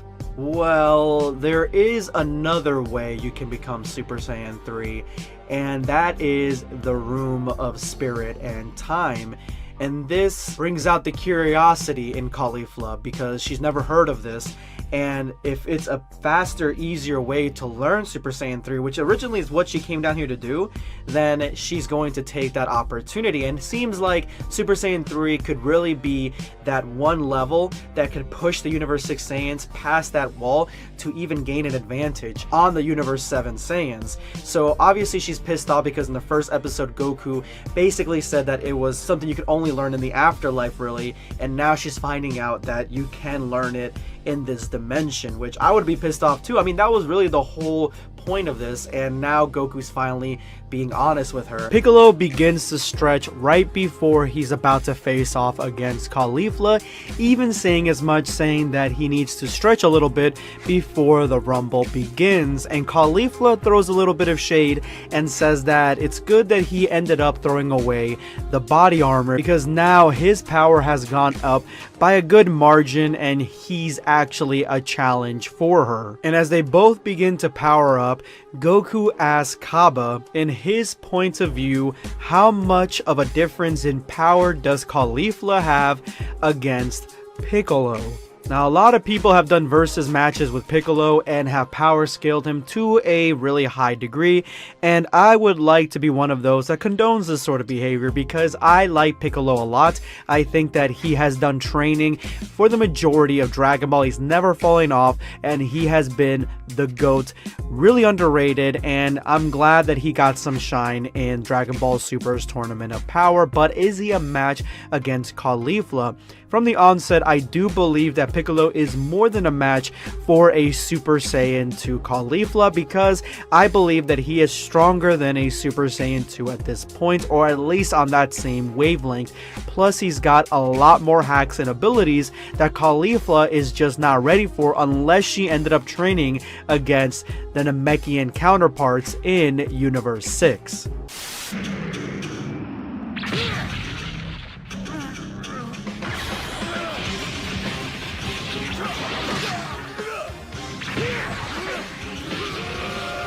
Kaba says that it is hard to tell because both of them are suppressing a lot of their ki, but if we had to go through a scaling system between 1 to 10, Kale finishes the thought for him and says that Caulifla is going to be a 10 and Piccolo is going to be a 7, which of course Kale is going to be ride or die for Caulifla. You guys have seen enough of the Dragon Ball fan mangas and stories that I've covered that have them being extremely close. So of course she's going to back herself some Caulifla. But is this accurate? Let me know your thoughts in the comment section below. Do you think that Caulifla is that much more powerful than a Dragon Ball Super Piccolo? Let me know, guys. Vegeta then asks, with their points of view, how much of a difference in power does Caulifla have in comparison to both Goku and Vegeta? Obviously separated, because if they're both together then that doesn't really make a fair fight, but he's talking more in a sense of power. And Kaba says in reality it is completely immeasurable how far Caulifla is from Goku and Vegeta, which absolutely makes sense. But at the same time, are Goku and Vegeta that much more powerful than Piccolo, like to that extent? I think that they are extremely powerful and far more powerful than Piccolo, but not like, I don't think immeasurable. I think that Piccolo still has a few tricks up his sleeve, and I'm hoping that in Dragon Ball Super he gets a brand new form or something, because he needs to be able to contend with the Saiyans at this point, and I hope that he absolutely does. Vegeta then gives his own headcanon as to what these powers are going to be between Caulifla and Piccolo, and he says that his opinion is that Caulifla's at a 9 and Piccolo's at a 7 in power. But the huge variant here is that a Saiyan and Namekian are extremely different. While Namekians are more durable, Saiyans are more powerful. So Namekians have, again, like I said earlier, a lot more tricks up their sleeves that Caulifla may not be ready for. Kaba explains to Vegeta then that Caulifla should have the utmost advantage in this battle because of her raw strength and power, plus the fact that she is very versatile in her abilities. She is a warrior, a very cunning warrior at that. But Vegeta responds that that's not it. Vegeta says that there isn't really a huge difference in power between Caulifla and Piccolo, even if you put numbers attributed to their power.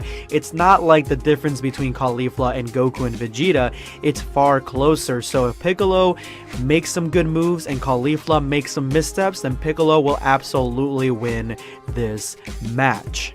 Just so you guys don't think I'm ignoring this, I can see that they're fighting in the background and they're sparring. And just from looks alone, it does seem that Caulifla's having a little bit of trouble with Piccolo. Even though she's smiling, her face tells it all, but Piccolo seems like he's actually going pretty serious right now without powering up. Vegeta is certain that Piccolo is going to fill the gap. He is going to close in the power difference between Caulifla and himself, but Kaba isn't so sure that he can, because the difference, even though Vegeta says it's not that big, it's not that small either. And Kaba sees the same thing that I see. He says you can just see it, which is true. I just explained it. Caulifla looks like she's having an easier time and taking it less seriously than Piccolo is.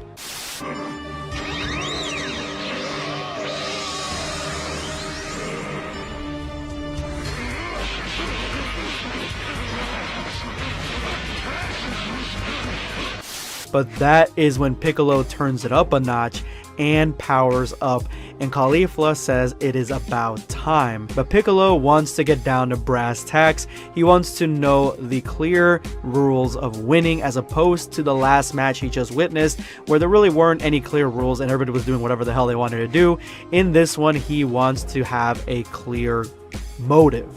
So if you faint or surrender, then that is a loss. And he wants to add, even if you get pressed on the ground for 5 seconds and cannot get back up, then that is also a loss. Very similar to wrestling rules. Which I do like that Piccolo is smart enough to add this stuff in here, because I don't think he really wants to go to, like, you know, passing out or anything like that to figure out a winner. If the fight is going a good way, then Piccolo could easily pin Caulifla, but he doesn't really want to kind of beat the shit out of each other and have that be the deciding factor. And as a true Saiyan, Caulifla's like, the pinning rule seems a little silly. And Piccolo explains himself. If there isn't a way to settle the fight quickly, then the fight will go on forever. And that's not something that Piccolo is ready for, honestly. So it looks like Piccolo may have a stamina disadvantage, and he's trying to fill that up with his rule. That's what I'm thinking, that he thinks that Caulifla has way more stamina than he does. And he believes that Caulifla is thinking the exact same thing, but he says that he's just putting that rule there just to have it. But trust me, he's gonna go all out and show her exactly what a Namekian from Universe 7 can do, because he is intent on winning the fight through brute force and technique. Relieved, Caulifla says good, because she is ready to beat his green behind and put him into the metaphorical dirt of the hyperbolic time chamber. Caulifla has found out that this is one of the only realistic ways, short of dying and going to King Kai's planet, of trying to transform into a Super Saiyan 3. Now, it isn't 100% guaranteed that she can transform into Super Saiyan 3 while in the time chamber, but this is her best bet, and that is the reason that she is in here. But while she's in here, Piccolo decided, you know what? I'm gonna go ahead and take a piece of this, and I want to jump in on the action and have some fun. And that is where we left off. Goku gives the reins of mentorship to Piccolo yet again, and Piccolo fights the Super Saiyan 2 Universe 6 Saiyan in the Room of Spirit and Time, both of them pushing themselves and transforming into their ultimate forms to see who can come out on top. Let's go ahead and jump right into the brand new chapter. In Super Saiyan 2, Caulifla charges Piccolo and gives him a flurry of jabs and punches, basically making it so he can barely respond. But Piccolo finds an opening and tries to blast her at close range, but she swiftly dodges out of the way and comes back in for another barrage. Now, Caulifla in Super Saiyan 2, I would say, even if Piccolo was around the exact same power level, you know, just hypothetically power scaling right off the top of my head, I still think that that Super Saiyan 2 edge, the Super Saiyan edge in general, will give you that speed component, even if their strengths are very similar. Do you know what I'm saying? You get what I'm saying? So I think that this is realistic in the depiction of exactly how a Caulifla versus Piccolo fight would actually go. And just want to give a little detail here that Piccolo's got 3 fingers in this, so shout out to old school Piccolo hands. But Caulifla is relentless, and she pops up right in front of him again, punching him again. She is not letting go, she is not giving up, and she is having Piccolo basically on the rebound right now. But Piccolo is no rookie, he is a seasoned fighter, and because Caulifla just keeps being so close, he ends up using an I-beam to try to get her off. I really don't think that he thought this was going to hit her, because it absolutely does not. She dodges out of the way, and this was just a way, again, to create some distance, because Piccolo tries to shoot another beam at her, and she swiftly dodges it again, coming back in for another barrage. Now, this panel on its own gives you exactly what the recipe of each of these fighters' success and their strengths are, and what their weaknesses are. So essentially, Caulifla is a close-range fighter, and I would say most Saiyans on the whole are mainly close-range fighters, because they have the advantage of the Super Saiyan transformation that just enhances those skills, those hand-to-hand combat skills. But Piccolo, specifically in this scenario, it looks like his strength is distance. He's trying to keep Caulifla off of him, because I don't believe that he thinks that he can go toe-to-toe with her in a close-range duel. So he's trying to keep her off, and maybe his range attacks are a lot stronger. This is a very classic Xenoverse 2 situation when you're building your character, whether you want one that is close range or long range or medium range. And so Caulifla isn't giving him many options here, because she is just dive bombing him with attack after attack.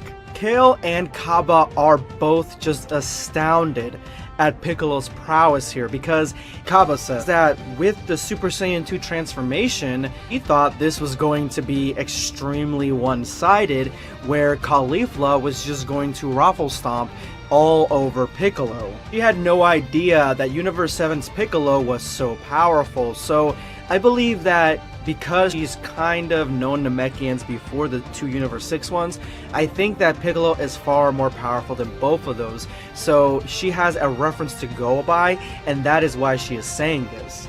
And then Kaba iterates exactly what I've been saying this whole time, and that is that Caulifla keeps trying to push a ground combat with Piccolo, trying to get in close and have him slip up in hand-to-hand melee, but Piccolo keeps checking her with key attacks, key blasts, trying to get her off of him, and it is working for the most part, but Caulifla is gradually getting used to it, so it's only a matter of time for her to really close that range and kind of push Piccolo back on her footing. And even Goku remarks that now you're seeing the difference between how a Saiyan fights and how a Namekian fights, when a Namekian is a master of his craft. And Kaba realizes that Caulifla's main strength is close quarter combat. So the fact that Piccolo keeps pushing her away isn't good for her if he actually succeeds, and that is when Caulifla rushes into Piccolo. She's been waiting for an opening, and Piccolo is charging up a larger ki blast, and so now is her chance to go in for the knockout punch. Unfortunately for Caulifla, this was not a ki blast that Piccolo was charging. He was actually about to stretch his arms, and he has pushed Caulifla away from him, effectively giving him that distance that he needed. And Caulifla even mentions to herself that she completely forgot that the Namekians can stretch out their limbs, but before she even realizes it, it is entirely too late, and she is trapped within one of Piccolo's signature moves, and it looks like even Caulifla realizes it to herself. Where did these come from? Well, yeah, these are all those blasts that you kept dodging. They were not meant to hit you. They were meant to push you away and create this key mine field. And Caulifla is stuck right now in the middle of it. Goku immediately realizes what Caulifla did wrong, and she was too focused on attacking Piccolo, not looking around her surroundings, and on top of that, way too full of herself against a Namekian foe. I'm assuming she thought she had it in the bag, similar to Kaba because she is a Saiyan, against Namekians because they have experience with Namekians. They know the power levels of Namekians, and so yeah, they thought that this was going to be an easy win. But right now, Piccolo has Caulifla completely trapped, and it is up to her and her wits alone to get her out of it. Caulifla finally getting it, she realizes that all the blasts that had missed her, that she had dodged, those are now around her, surrounding her. He had kept them all up while she was relentlessly attacking him. At the same time, he was a few steps ahead of her while she was on step 1, and she even compliments him on the fact that he is a very battle-hardened and strategic Namekian. Piccolo jabs back and says that once he realized all she was doing was attacking, it was easy to completely outmaneuver her. Her fighting style is immature, and that is why he is winning. And Caulifla responds with, "Is that so? Even though you have me surrounded, I can blast almost half of these out of the sky, and the remainder, if they hit me, they won't be a decisive hit. I'll take some damage, but they're not gonna put me out of the fight." And she brings up a very good point that this attack isn't really that powerful. The whole point is for all of them to hit you at once, destroying you with multiple barrages. But if she blasts half of them out and then, you know, endures the rest of them, this attack is rather meaningless. You didn't think this was all I had. And Caulifla immediately realizes the danger that she's in as Piccolo puts both his fingers to his forehead. It is special beam cannon time. In an absolute beautiful panel, you see Piccolo charging up the special beam cannon, and immediately Caulifla realizes the danger she's in, and she is going to shoot him down, attack him head on with a blast. But Piccolo's hand maneuvers the blast just in the nick of time, smashing right into her and blowing up. He is going to stop her from even being able to move and holding her still with the blast surrounding her and then hitting her with a special beam cannon. This is a checkmate. Even Piccolo says if you want to surrender, now is the time. And he apologizes in advance for the injury that she is about to suffer, because that special beam cannon attack is going to maybe even give her a mortal wound. So he asks, "What will you do?" But Caulifla never gives up, and Piccolo says, "Well, don't hate me even if you die, because this is a battle to the death." Caulifla thinks to herself that these attacks coming in all directions are rather troublesome, and they're meant to keep her in place so that way he can hit her with the main very deadly attack. And actually, these key balls that are surrounding her are very similar to the ones that the Namekians from Universe 6 used in the Tournament of Power, she says, and she remembers them being relatively quickly, so she can't even really make quick movements to dodge them because another one would blast right behind her. She thinks to herself that with the technique that he's using, the special beam cannon, that if he shoots it, he will be vulnerable right after the shot. So he only really has one shot to kind of get her, and that is the attack she really needs to focus on, dodging. And if she dodges it, she can come in and hit him, and the attack seems like it is ready. Even Vegeta says it is time. What will she do? So Caulifla comes up with a plan. She is going to endure with her spirit all the blasts that are coming at her with the smaller key blast, the key balls. If they come in, she is going to sustain the damage and focus mainly on the special beam cannon. Once he shoots the special beam cannon, she is going to try her best to avoid it, and once he is vulnerable, she is going to move in with haste, even if she's weakened from the blast, and beat him down viciously to finally put him in the dirt. And that is the best that she can come up with. But first, she would have to dodge the special beam cannon, which I'm not sure that she can. It's finally time, and Piccolo directs all the key blasts in the surrounding area to attack Caulifla at once. Piccolo is trying to hit Caulifla with all those blasts, keeping her in place. That way he can hit her with the special beam cannon. Now Caulifla in the last chapter really only had one of two choices, which was either try to go for the special beam cannon and get hit by all the blasts, preventing her from maneuvering out of the way from the cannon, or she could fully take the blast on her own terms and then try to see the special beam cannon coming at her and dodge it. So which way is she going to maneuver? And of course she goes with the second choice, blocking all the blasts. They all hit her, but yes, she is able to withstand it because she braced herself, and at the same time she is trying to see through the blast, through the smoke and the explosions to see the special beam cannon coming, and she does. She sees it coming through all the debris and it's coming directly right at her. In the matter of half a second, she narrowly escapes the special beam cannon, and Goku staring at her because he is realizing that Caulifla is now pushing herself on a completely different level and wavelength than she was previously. She was able to basically take all those blasts because she traded it off. She realized she had been trapped. Piccolo had her dead to rights, and either she was going to take the entirety of all the volley of the blast, trying to get away from the special beam cannon and get extremely severely hurt and still get hit by the special beam cannon, or she could brace herself, take the impact, and then try to avoid the special beam cannon at that point, because those little tiny ki blasts were not going to do really much of anything to her besides keeping her there. And so she maneuvered out of the way, and she has another trick up her sleeve.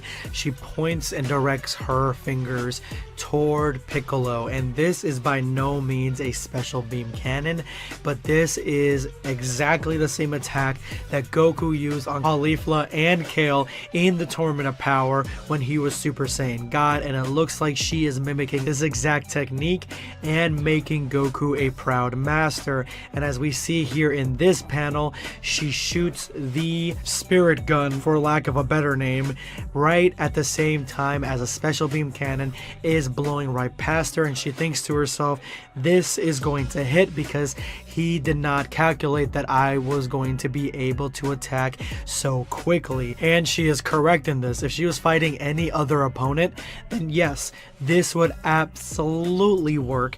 And even though this blast isn't as strong as a special beam cannon or as lethal, it would have still hit Piccolo unguarded without having any protection up, and that would have been it. Piccolo would have been hit blindsided, leaving Caulifla enough room to go in for the kill. Unfortunately for Caulifla, she's fighting Piccolo, and at the moment that Caulifla shot her attack, Piccolo appears right behind her, and Caulifla here is realizing in the moment that Piccolo has double stepped her. He is behind her and he is ready to knock her out in one blow. Piccolo was ready with a counterattack to Caulifla's counterattack, and this just shows the lethality and how much of a powerful and strong character Piccolo is throughout this entire series, and why he is a master tactician compared to everyone else because of shit like this. This honestly gave me goosebumps when I saw it, and it is by far my favorite panel in this chapter. Vegeta thinks to himself, she's done, and the strike is about to hit Caulifla's neck. This is the span of a few seconds that this is happening, that Piccolo had all this set up, and that Caulifla is basically reacting to it. It just shows the power and speed of these characters. Like in Dragon Ball Z, when you're seeing Goku and Cell fight and everybody else is kind of like looking back and forth, like trying to watch and keep up with the fight, that's kind of what's going on here. They're moving so fast that only themselves are able to gather the weight of each decision that is made in this battle. Caulifla goes flying toward the ground but lands on her feet, and Piccolo thinks to himself, no way, I did not believe that she would react to my current attack. So that means during the microseconds that Piccolo was about to karate chop the back of Caulifla's neck, she countered it essentially. She turned around and blocked it with her wrists, making it so Piccolo just slammed her to the ground and she isn't out of the fight yet. Vegeta finally realizes that it was always Piccolo's plan to knock Caulifla out quickly. And Kaba asks, you mean during the Hell Zone grenade attack? And Vegeta says no, it was far before that. It was when Caulifla and Piccolo were facing off in hand-to-hand combat. That is when Piccolo realized he needed to knock her out quickly. Piccolo realized that if he continued hand-to-hand combat with Caulifla, if he stood his ground against her, he would ultimately lose. So when Piccolo decided to go hand-to-hand with her originally, he thought that maybe Caulifla was a distance fighter, only to figure out that Caulifla's strength was in close combat, and from that moment he kept trying to push her away, but Caulifla, being the fierce combatant, hand-to-hand combatant that she was, she kept closing the gap. So essentially what Vegeta is saying is that Piccolo had no idea how Caulifla was going to fight, and he was testing her out throughout the match, trying to see any of her weak spots, if she's a long distance fighter, if she's a short distance fighter, or is she a mix of the two, only to quickly realize that not only was she a deadly first contact close combatant, but at the same time she wasn't going to let up any room because she had a weakness when it came to distance fighting, something that Piccolo excelled at. Goku jumps in and says that Piccolo was developing a strategy, essentially trying to entrap Caulifla for the future, and as they were fighting hand to hand, he kept shooting beams at her, trying to keep at her distance, but knowing that she would easily dodge them. But he was setting up a minefield for his special attack Hell Zone grenade, ultimately leading to him pushing her back, getting her entangled, and setting her up in the middle of his attack. So even Goku knew a little bit more about Piccolo's strategy, and now that he saw how it all played out, essentially Piccolo's strategy worked exactly how he laid it out, but he didn't get the last bit, because if you remember in the last chapter, Piccolo hit Caulifla, but her reaction speed was so quick that she was able to block the hit, so that way it did damage, but it didn't knock her out. Piccolo tells Caulifla that she did good, but Caulifla cuts him off and says, weren't you afraid that I was going to be able to dodge not only the special beam cannon and the Hell Zone grenade at the same time if I was stronger? And Piccolo says, well, if you were able to do that, then you would have done that. And because you didn't, you're obviously not at that level yet. So I've gauged how strong you are at this moment. And although you are a powerful Super Saiyan 2, you're not beyond my abilities to hit. Piccolo continues and says that he knew exactly where she was going to move because he was aiming his Hell Zone grenade balls at a precise spot on her body, pushing her in a direction to avoid, and that way he would know exactly which direction she was going to go. And that is how his whole plan came together, because he knew exactly where she was, and his surprise attack took her especially by surprise because he knew where she was throughout the entire smoke. But her reaction speed was something that Piccolo not only didn't calculate that she would be reaction wise at the same level as Goku and Vegeta, but at the same time he didn't have anything to combat that. So when he tried to knock her out and she turned back around, he wasn't able to do anything else besides strike her where he had already originally intended, and that is something that didn't end up happening. Where she was knocked out, she just fell onto the ground, and that was the end of the fight. But I would say that because she was forced to essentially hit the ground and now they're just kind of talking, I would assume that Piccolo won that fight. Piccolo says that he had gotten used to her reaction time and her intuition throughout the match, so he didn't realize that she, in a moment of about to be knocked out, was able to push her reaction time way further than it had been originally, basically to its limits, and then block his fatal blow. And even though Caulifla was able to react at the exact same time that he really didn't want her to, and he wasn't able to knock her out, he explains to Caulifla that if she was facing off against a much stronger opponent, then she would absolutely lose, because she tends to go in head first, similar to Goku and to a lesser extent Vegeta.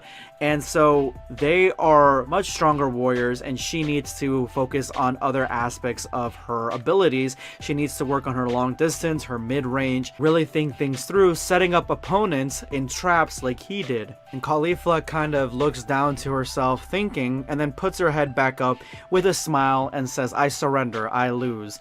I absolutely lose. And for the first time in my life, I am not upset to have lost, because I've never fought another opponent that was this tactical before. I had never been outsmarted in such a way. And she gives high praise to Piccolo, which is something that I really want to see. It is true that she's lost a couple times already, but most of the time she's kind of pissed off that she did lose, especially against Gotenks. But with Piccolo, she was just so outplayed, almost like in a chess match, that she kind of is giving him the honor of, yeah, you did good. And she is completely smitten by Piccolo at this point. And of course Piccolo accepts her surrender, and Piccolo absolutely wins the fight at this point. And I like it. I like the way that it's gone. I like that Piccolo was far more strategic and tactical than Caulifla could ever hope to be.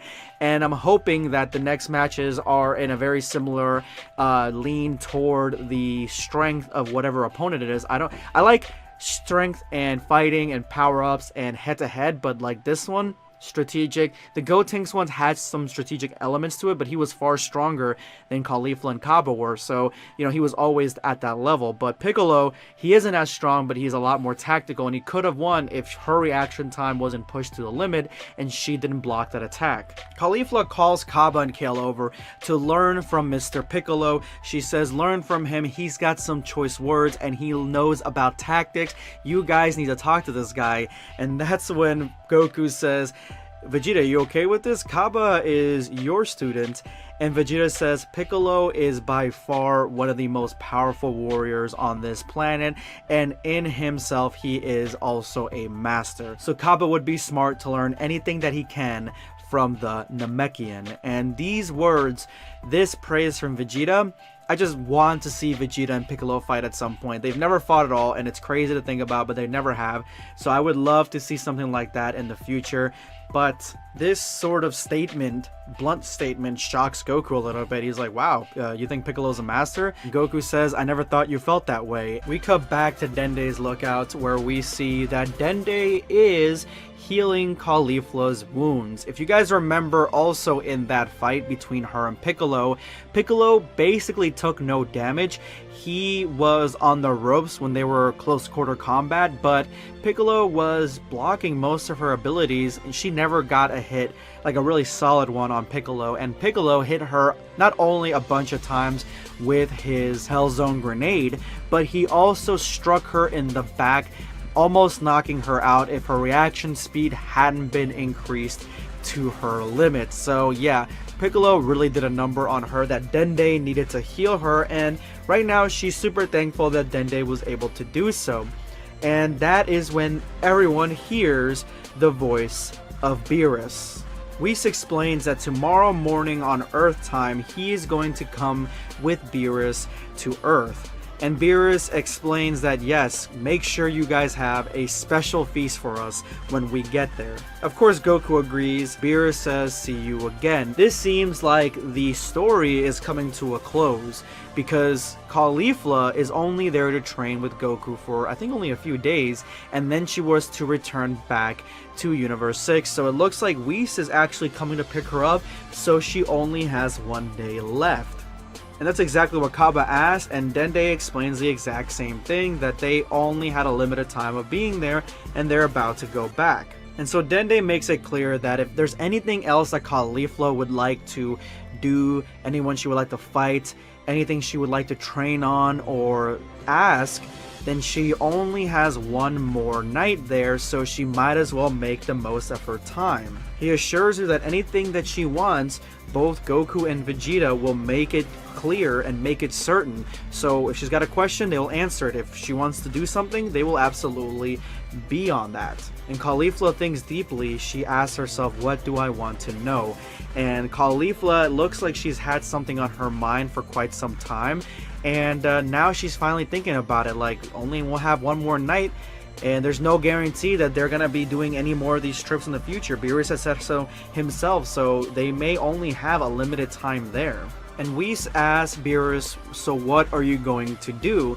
And Beerus says, what do you mean? Well, Whis explains that if you give Caulifla more time, then you will learn more about Goku. So basically, Whis is asking Beerus, if you give them more training sessions, have them together more, or if you leave them there longer this time, then Caulifla will learn a lot more from Goku, and then Beerus will learn a lot more from Goku as well. This would strengthen the ties between both Universe 7 and Universe 6, and that seems like it could be a huge benefit.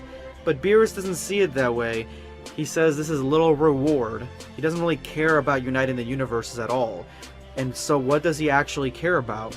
Beerus explains why he's going into this and why he decided to have the Universe 6 Saiyans in Universe 7. And that is because he believes that if Goku had not fought Kefla in the Universe 6 tournament, then he would have never gotten Ultra Instinct again in the tournament leading up to the defeat for Jiren. So he had already gone Ultra Instinct against Jiren, but Beerus does not believe that if he would have faced Jiren again, he would have also gone Ultra Instinct for a second time. He doesn't believe that that's actually the case. So her introduction, the Universe 6 Saiyans, they push Goku beyond his limits to go Omen again, leading to Mastered Ultra Instinct. And that is something that Beerus wants to develop. That is the reason that he is letting this happen, because the Universe 6 Saiyans and Universe 7 Saiyans seem to be strengthening each other. And I'm not talking about a bonds way, I'm talking about a power way, a new abilities way, something that Beerus is actually interested in. And he even ends it with, thanks to that, Goku is one step closer to become my strongest opponent. So he is doing, and he's still looking for an opponent in Goku. And at this point now in the Moro arc, in the actual anime, I mean, I believe that Goku is on that Beerus level. But in this, Beerus is actively looking to fight Goku. So I like that there is like an outward specification for Beerus wanting to let all this stuff happen. I don't like it in the actual manga, Dragon Ball Super, where they're just there to kind of make the stakes nothing and just be really useless essentially, and ruining the story. I like this where Beerus is actively wanting to fight somebody. I mean, it goes back to the beginning of Dragon Ball Super where he was interested in fighting the Super Saiyan God. I feel like he's kind of lost that throughout the way. Caulifla walks up to Goku and asks him, Goku, I'm interested in something and I would like to ask you a question. And then she asks, I'm interested in the enemy that was so strong that you had to fuse with Vegeta to fight. Where is he?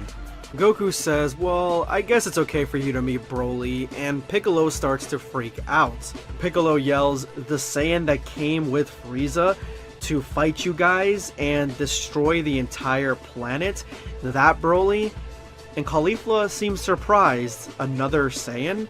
Remember, to her knowledge, Goku and Vegeta and anybody who was on planet Earth, those are the last Saiyans left, so it would probably come to her as a sort of shock that there is another Saiyan alive, another Saiyan survivor out there in Universe 7. Piccolo tells Goku and Caulifla that it is too dangerous for them to go meet Broly, but Goku says, don't worry, I talked to him and he's not a bad guy. He was just following Frieza's orders because they were tricked by Frieza to believe that Vegeta needed to be destroyed. Piccolo says, I'm not even talking about that. Piccolo says that Goku and Vegeta alone, they could not fight Broly and win. And they had to unite. So how are they going to have a failsafe if they end up provoking this guy and he transforms and it's just Goku there, or it's just Vegeta there, or they don't want to fuse? What happens then? He would feel much more comfortable if Goku and Vegeta by themselves were on Broly's level, which makes a lot of sense because like they aren't even close to Broly's level alone, and if Broly did get some training in, imagine how much stronger he would be. Now, in the Dragon Ball Super manga, I would say that they are probably going toward that direction. Not sure if Vegeta's technique of taking away ki would work with Broly, but I know Master Ultra Instinct is definitely as strong or stronger than Broly, and probably as strong as Gogeta. So I'm wondering how this is going to play out, and see exactly if Broly ends up transforming into his Berserker state. Caulifla's like, well, after hearing all that, now I have to meet this guy, the Saiyan that can defeat Goku and Vegeta single-handedly, and this power that you're saying, I need to see it. Caulifla is interested in the Ikari strength that she has no knowledge about because it is slightly different than the one that Kill has.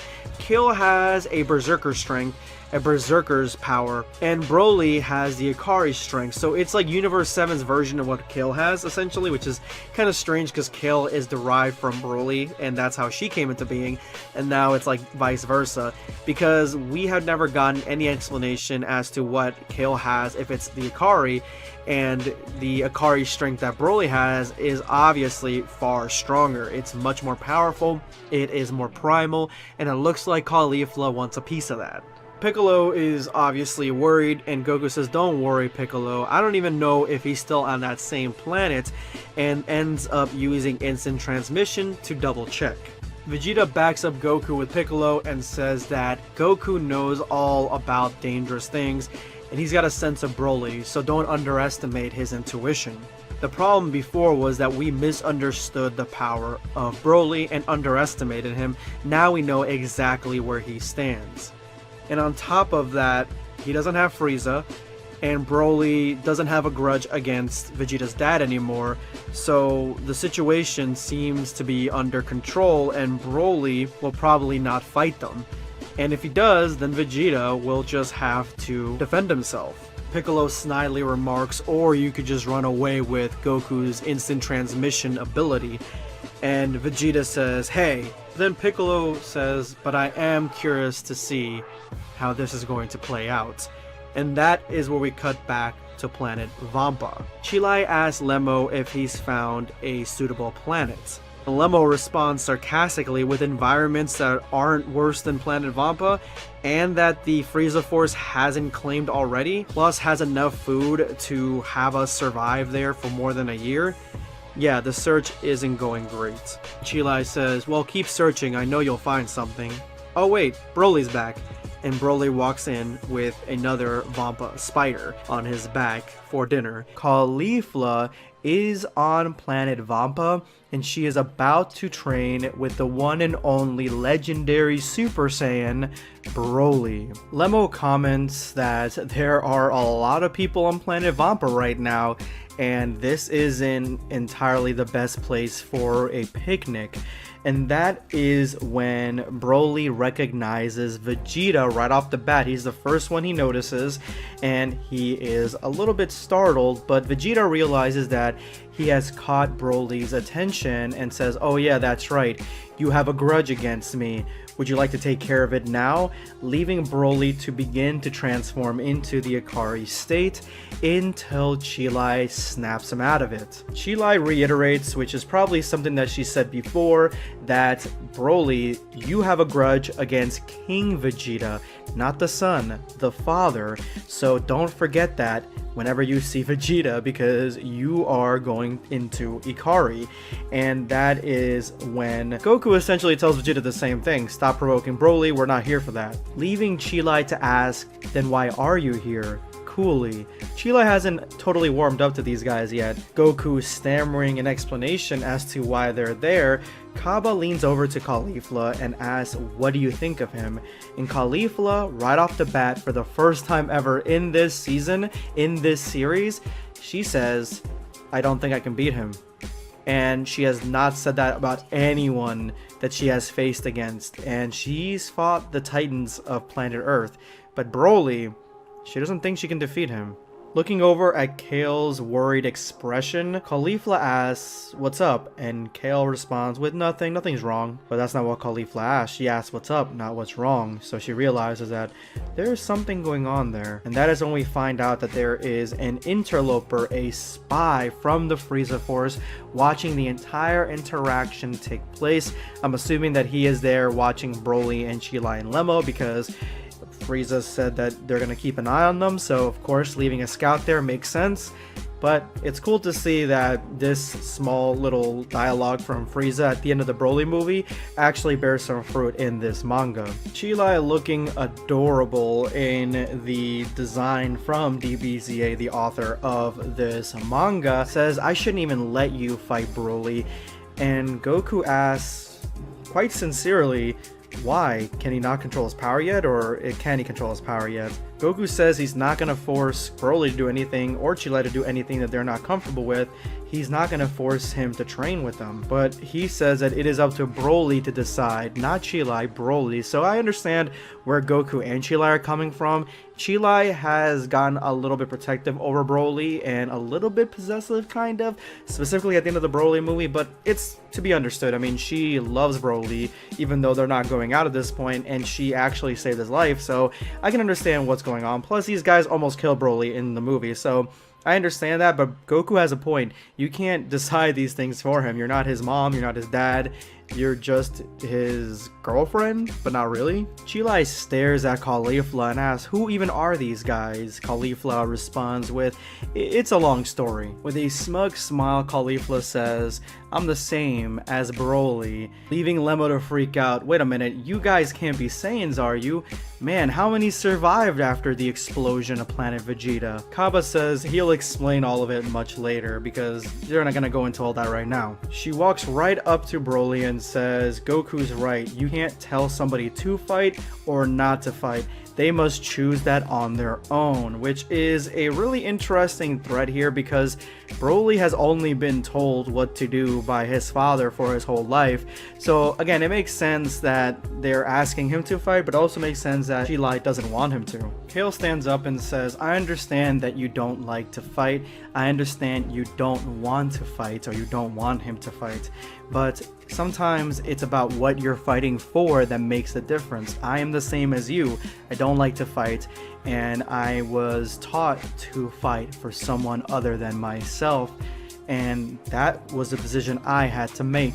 Kale coming in clutch with this talk for Broly makes it a little bit more clear that they are very, very similar, even though Chi-Lai is giving her the death glare.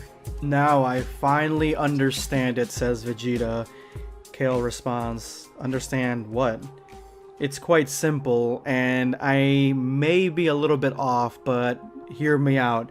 You two are not only just similar in character, but you are similar in Saiyan being, because you two are mutant Saiyans. You guys say you are Saiyans, but yet you don't have a tail." Kaba responds to Lemmo that we don't grow tails on Universe 6. We used to a long time ago, but not anymore. Lemmo responds, "Universe 6? Essentially, just think of it as a universe parallel to this one with minor changes. They are one and the same, but a little bit different. By the way, where is Broly's tail?" Broly theorizes that when he was young, he transformed into an Oozaru, lost himself, and his father was forced to cut it off to save himself. Although I still became lost several times after that, leading to the notion of Vegeta saying that Broly is a mutant Saiyan. Broly looks at Vegeta and asks, "Would you like some food?" Remember, he's still holding the leg of the Vampa spider. Vegeta ignores him and says, "So the power that you showed before is essentially the power of the Oozaru manifested in your being." Broly agrees and explains that's probably the reason that he couldn't control it, because it comes from a unreliable source. Caulifla says, "Oozaru?" She doesn't know what this stuff is. If a Saiyan with a tail sees a full moon, they transform into a giant monkey monster, and that is essentially what happens to all the Saiyans in Universe 7. But there are no tail, there are no full moons in place around Broly. There has never been a Saiyan that I know of that has been able to use the power of the Uzaru without either of those two things, without the blood waves going into their very being. So it is a mutation, Kaba dives deeper. Vegeta says maybe it's just an abnormal growth, something that accelerates your power and speed, but still gives you the negative traits of the Uzaru when not fully controlled. Everything about Broly is completely not standard with your average Saiyan. So Saiyans that actually have their tail intact are stronger than Saiyans without tails? Vegeta says, on the contrary, Saiyans without tails are able to dive deeper into their Saiyan biology, Saiyan genes, and become a lot stronger. Usually if the Saiyan's tail is cut off, it grows back right away, and it keeps growing back until the Saiyan becomes stronger without it than with it. If the time that the Saiyan spends without the tail, his power surges, then there is no need for the tail. Vegeta guesses that the Universe 6 Saiyans don't need tails anymore, they evolved beyond it because their ancestors were just like Vegeta and Goku and the Saiyans from Earth, where they trained their normal Saiyan bodies as opposed to relying on the grade 8 form, and their bodies had no use for it. Essentially, Vegeta says that there is evolution in the Saiyan race, and we've seen it throughout all of Dragon Ball Z, and it happened a long time ago on Universe 6. But if it's a mutation like Master says, then it wouldn't apply to Kale because of the fact that Kale never had a tail.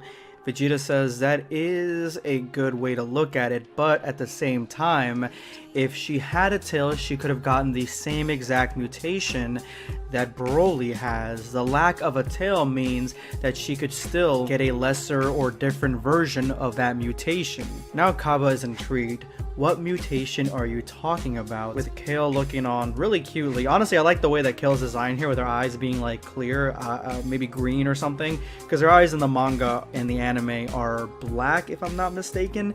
So I like that her eyes are a little bit lighter here. And Vegeta says Super Saiyan Ikari or Super Saiyan Wrath. Vegeta is curious now. Let me ask you something, Kale, Kaba. When you transformed into a Super Saiyan, did you ever lose all reason to get that power to go into that state? Did you ever lose yourself in the grasp of more power? Which obviously Vegeta didn't watch the anime because that's not exactly how they went through it. There is no Saiyan that calls himself a Saiyan that goes into Super Saiyan by easy means alone. Super Saiyans fight against their own basic instincts while developing and training their bodies and their mind, gaining strength and reaching the limit and the ending of their training to become stronger. That's a Super Saiyan, one that goes beyond their limits, reaches their goals, and breaks them, going to new heights and raising new goals. That is what a Super Saiyan is. Vegeta got a little carried away in his monologue, but yeah, he's basically talking smack on the way that Kale and Caulifla and Kaba transformed into a Super Saiyan in the anime.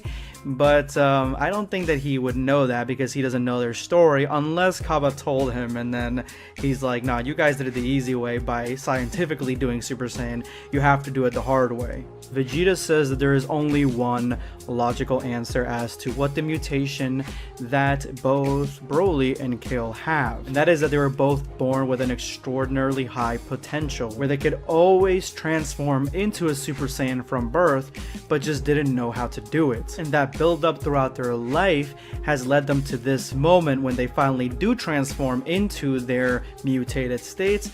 They cannot control it at all. So basically learning how to control this or transform into a Super Saiyan much earlier on, maybe when they were children like Goten and Trunks, they would have a better control over the Ikari and the Berserker state at this point in time. They both met the conditions to transform into a Super Saiyan at birth.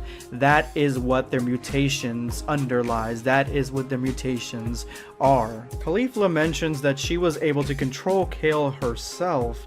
So is there really a big difference between the same mutation just from different universes? Kaba elaborates that the big monkey transformation, the age, the environments, the fact that Kale grew up with Kaba and Caulifla as acquaintances, or specifically as Caulifla as her best friend, All those situations made it so Kale could easily be controlled by Caulifla. Broly, on the other hand, seems to have been alone on this planet by himself with his father. Kale had a long life of communication with other Saiyans and her sister, her friend, but Broly only had this harsh environment and a harsh upbringing. Vegeta really doesn't know anything about that. He says he only is talking about the knowledge of the Saiyans that he knows, but at the end of the day, this is all speculation. Lemmo looks at Chilai and asks if she's okay. She's been quiet the entire time throughout this story, but these are the facts of the Saiyan lore. These are the facts of Broly's upbringing. Lemmo knows that it's difficult for Chilai to listen to this stuff because of the fact that she loves Broly so much, but it is what it is, and that is Broly's backstory, with Chilai acknowledging that fact, but it's still difficult for her to hear. Broly looks at Chilai and asks that she basically decipher and make the story that Vegeta and Kappa were saying easier for him to understand, because he really doesn't understand. And Chilai looks at him and smiles and says, yes, I will later. Caulifla looks over at them and says, well, at least he has friends now. But now that they got all that out of the way, Caulifla is ready to go and asks Broly, will you fight me? Vegeta comments that Caulifla is in for a world of hurt because Broly is much stronger than her, but at the same time, Broly has not trained or fought or anything at all, while Caulifla, that's all she's been doing, literally since the beginning of this manga. So she does have an edge there. Even Goku says that Broly really hasn't trained or tried to physically maintain that ability, the Ikari state, for very long or try to control it, so it might be difficult facing off against him, but the training with Caulifla may actually help. Goku puts it plainly, so you really want to see the strength of Broly, to Caulifla, and Caulifla says, yeah, what should we do, since, he doesn't have much training. And Goku basically tells her that what you need to do is, as soon as you fight Broly, you need to go in as serious as you can from the beginning. You'll always be a little bit stronger than Broly at first, because it takes him a little bit of time to gradually go into the Ikari state. Goku's a little stumped, because if Broly faces off against Caulifla, Broly goes in 110% as soon as the match starts, and he doesn't think that Caulifla can handle all of that. Although Broly doesn't lose himself right off the bat, he gradually loses himself throughout the fight, so he is still maintaining a lot of his will at the very start of this matchup. But if Caulifla goes in 110% right off the bat, then she may actually stand a shot to go toe-to-toe with Broly for a little bit until his power escalates. But Vegeta even says sarcastically that if Broly goes anywhere beyond a certain limit, he will be far stronger than Caulifla would ever hope to be. Goku exerts that the closer their powers match up at the start, the better chances that Caulifla will have to survive the entirety of the fight, however brief it may be. Goku is certain that Caulifla, at the very start, she could have a good amount of power going into it where they would actually meet eye to eye. But Goku does reiterate that he was worried before about this matchup, but at the same time, Broly's not a bad guy, so he doesn't think anything horrible is going to happen. Well, it can't be helped. This is a matchup against two Saiyan warriors. This is the fight that Caulifla has been searching for, and she is not going to hesitate in this battle, and she asks Broly not to hold back, which is a radical mistake and error. Without warning, Caulifla strikes Broly, surprising him as to how fast she actually is. He tries to attack back, but Caulifla easily dodges it, striking Broly again and dodging his blow, so she is on the offset quite faster than Broly. The kick that Broly blocked is easily grabbable, and he throws Caulifla right into the side of a cliff.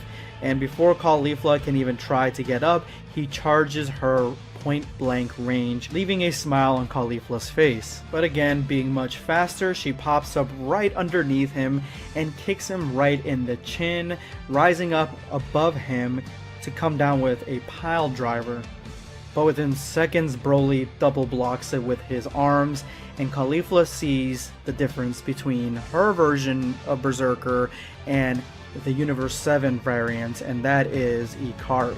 And one punch sends Caulifla flying. As she struggles to regain her composure, Broly quickly follows it up with a devastating blast attack. Transforming into a Super Saiyan, she quickly grabs the blast and kind of just throws it away, to Broly's shock, as she yells to Broly focus because she's coming back in and she's trying not to get him while he's still shook. And it looks like she didn't actually throw it away, she held onto it and threw it right back at Broly as it explodes right in his face. He obviously blocked it, and Caulifla, as her hand is shaking, she says she absolutely felt that. Broly stands there with not even a scratch on him as Vegeta comments that nothing seems to be working, not even his own blast thrown at him. He is too tough. Kakarot, we should be on the lookout for Super Saiyan Ikari.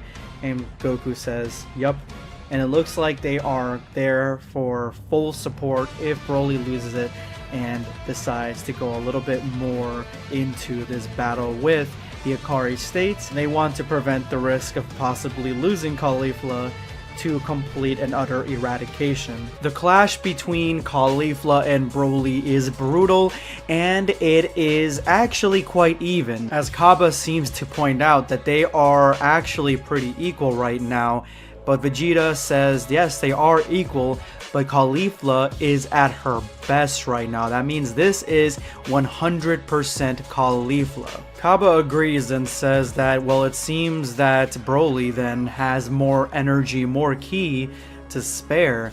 And Vegeta says the only reason that it is equal right now, it is because Broly is gauging his strength to Caulifla's strength. Caulifla is at her max right now, but Broly isn't going beyond what Caulifla is dishing out. Kale actually wonders why this is the case, why Broly is seemingly toying with Caulifla, and Goku says it's best that it stays at this point in time, the current power level right now. We don't want Broly to go any crazier than he is right now. We don't want him to go berserk, so it's better for him to basically stay around Caulifla's power level. And that is when Vegeta comes to the realization that no matter how strong and how much inert energy and ki and power Broly has, it doesn't seem like he can go beyond his opponent's strength. Seemingly, he can only match his opponent's strength while he is in control. He can't go above it or beyond it, because if he does, then he will go berserk.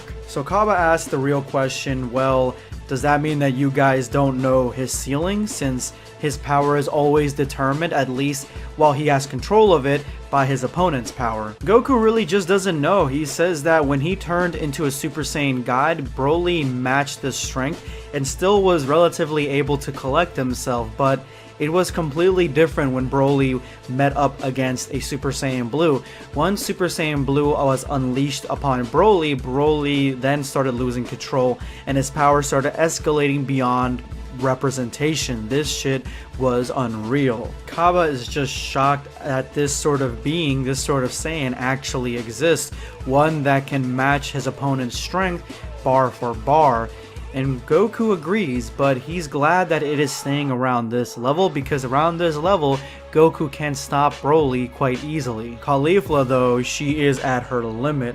And Caulifla says as much to Broly, saying that it's been a long time since she's had an up to her limit type of fight where she is breaking her limits and trying to go beyond them just to land a punch. And by the look of Broly's eyes, she says that it looks like he's enjoying the fight as much as she is, but she is up to her limit and she is dead set on surpassing it. But off in the distance, they are unaware that there is a Frieza Force goon who is stalking them. He's been there since the beginning of this Vampa saga. He's been watching Broly, Chilai, and Lemmo on Frieza's orders, and now that Goku, Caulifla, and all these other Saiyans are here, he is recording all this information, all this useful data, and sending it back to Frieza's ship.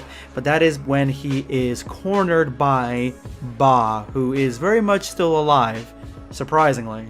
Goku is proud of Broly. He's a little excited right now. He is kind of pushing at that boundary of losing control, but he has maintained it. So with a little bit of training, he could really go a long way and become an extremely capable warrior that has full control over his berserker, his Broly legendary state. But he realizes that the writing is on the wall and yells at Caulifla, "This fight is over, it's time for us to go." But she refuses to go. She will never have a chance again to face such a superior warrior, such a Kale-like warrior, that she wants to stay and fight to her limit until she passes out from exertion, not really realizing or really knowing the danger there is at prolonging the combat with Broly. Turning to Broly, she exclaims that it is time for round 2.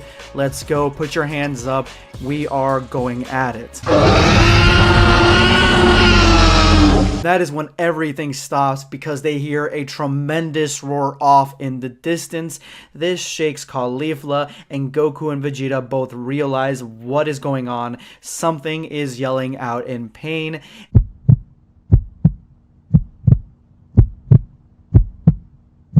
With his legendary roar, he rushes off into the distance to try to save his companion, his pet, and Caulifla has no idea what's going on, but she leaps off after him as Vegeta is like, what the hell is that? But Chilai knows that it is Ba and he is hurt. That is his painful roar that you heard. When Broly arrives, he sees a scene that understandably would trigger anyone, and that is a soldier pointing a gun at Ba and Ba bleeding from a wound after being shot right in the face, and Broly has had it. Reaching into the depths of Ikari, he charges at this Frieza Force goon with the intent of murder. He is going to kill this guy and make him feel as much pain as he has just put his friend through. Suddenly, Caulifla stops Broly dead in his tracks at the moment that he was about to kill this guy, and she yells at him, "What? Were you just thinking of killing this guy? What is wrong with you?" And then she realizes that his aura, his persona, everything about him has shifted, has changed dramatically, and she can feel it. And then she asks, "Broly, can you hear me? Can you hear my voice?" Going into pure Ikari, Broly blasts Caulifla's arms away and goes in for a finishing punch as Caulifla opens her eyes to see death waiting in front of her. And that is when she hears behind her, "Calm." And red calming ki reaches around Broly's body, engulfing it, and as Caulifla leans back, she realizes that Goku in Super Saiyan God form is using God Bind against Broly to calm him down and get him under control, as Caulifla reverts back to normal because she has finally exerted herself.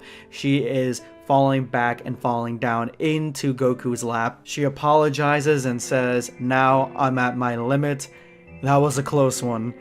And it was, because she was literally about to die, and it was such a good scene, honestly. This whole ending portion where she thinks she can face off against Broly, and after just getting a small taste of what they went through in the Broly movie, she's like, "I'm done. I've had it. I can't compete with this guy. This guy is too powerful." Caulifla shakes on the ground after seeing her life flash before her eyes as Goku uses Keybind, a much more powerful version than the one he used in DBS Broly, to completely immobilize Broly and calm him down. Goku asks Broly if this is the man that hurt Ba, and just the look on Broly's face confirms it. Goku then explains that Ba is not going to die. With one Sensu Bean, he will be healed. You must have been really upset that Ba got hurt or injured and didn't know how to process those feelings.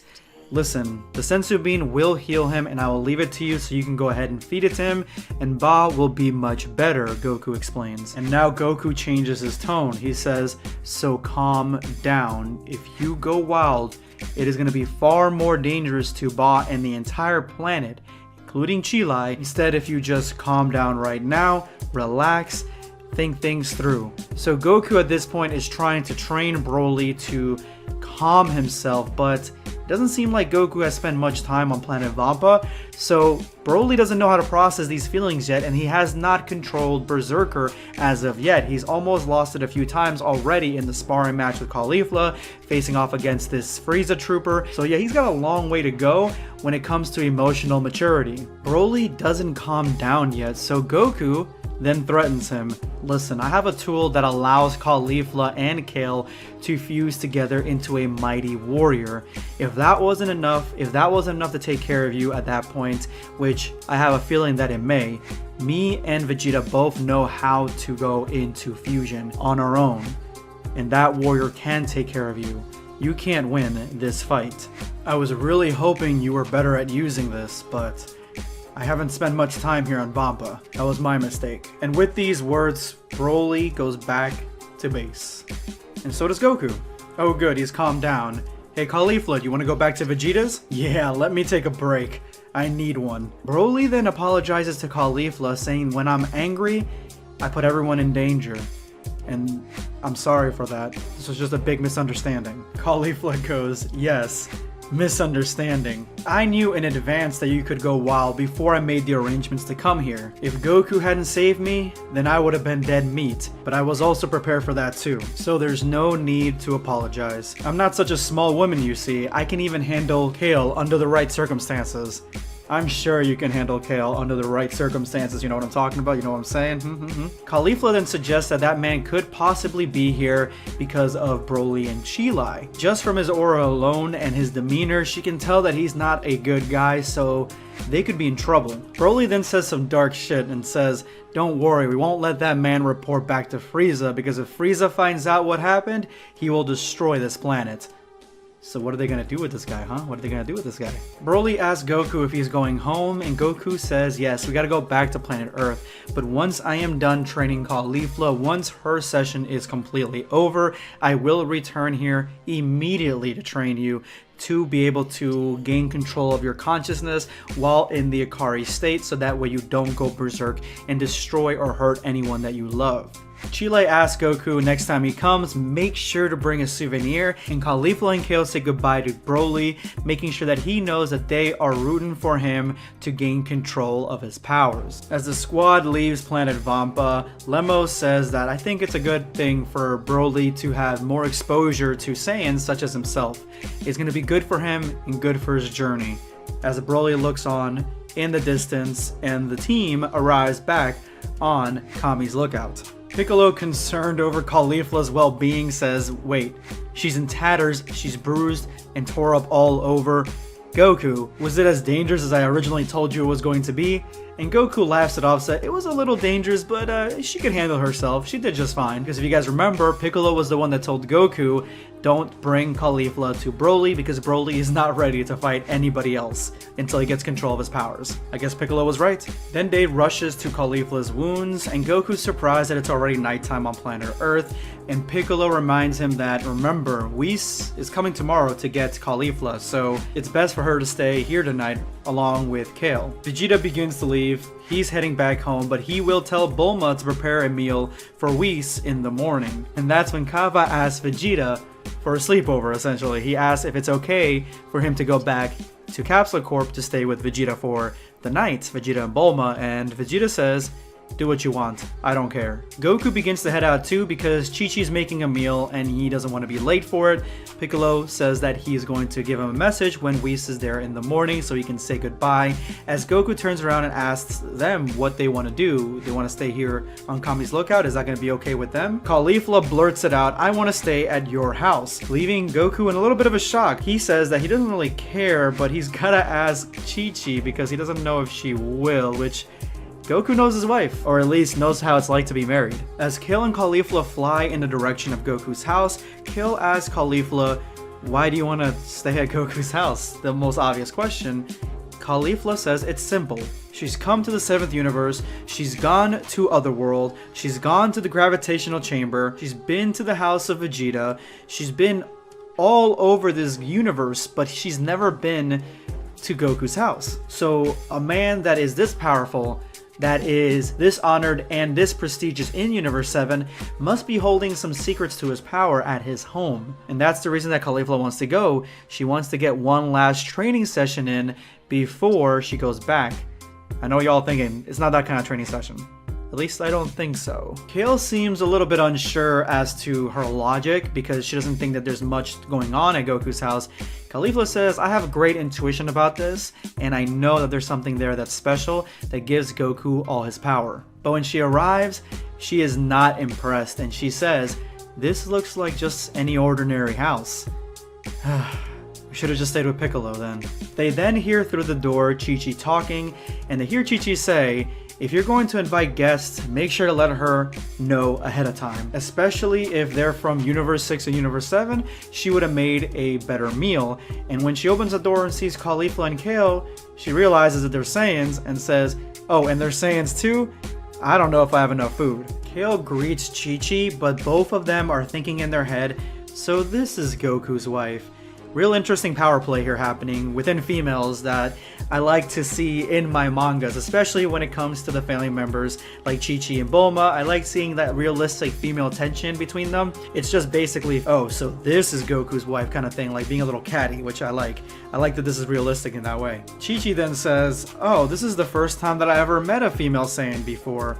And Caulifla completely ignores Chi-Chi and says, wait, weren't you in the Tournament of Power? Gohan says, that's right. My name is Gohan. I'm Goku's son. Goku's son, huh? Well, I've seen your moves in the Tournament of Power and I'm impressed.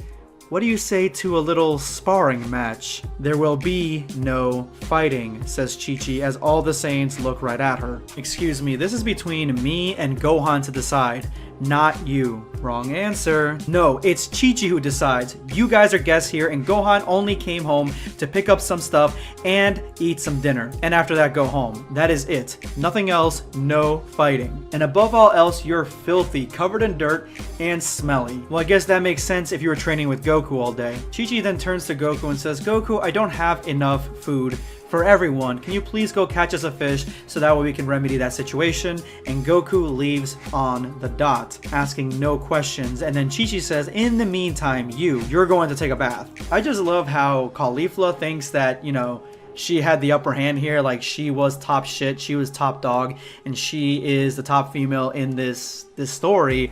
And Chi-Chi within like 2 panels is like, no, I tell these dudes what to do, I'm telling you what to do. This is my house, you're my guest, I make the rules. I like that. I like this realistic depiction of Chi-Chi.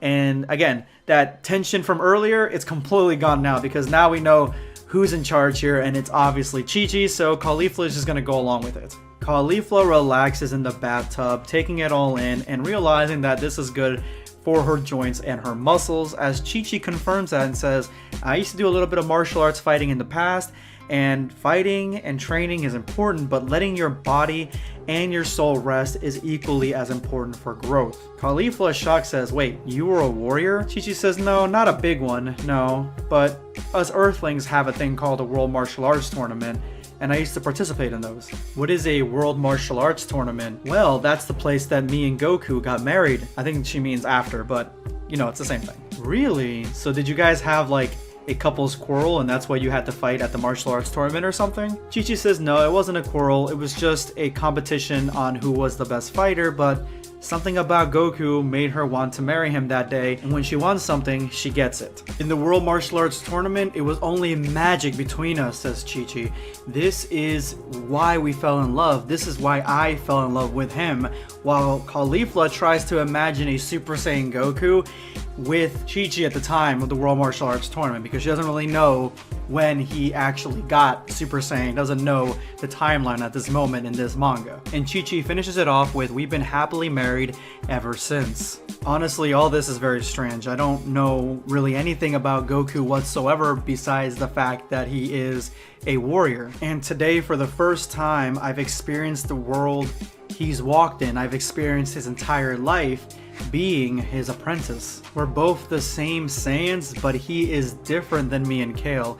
He is made different. He has lived a different life. He is different from anybody. Even more different than Vegeta. He is always calm, always collect. There isn't an ounce of anger or hatred in this man.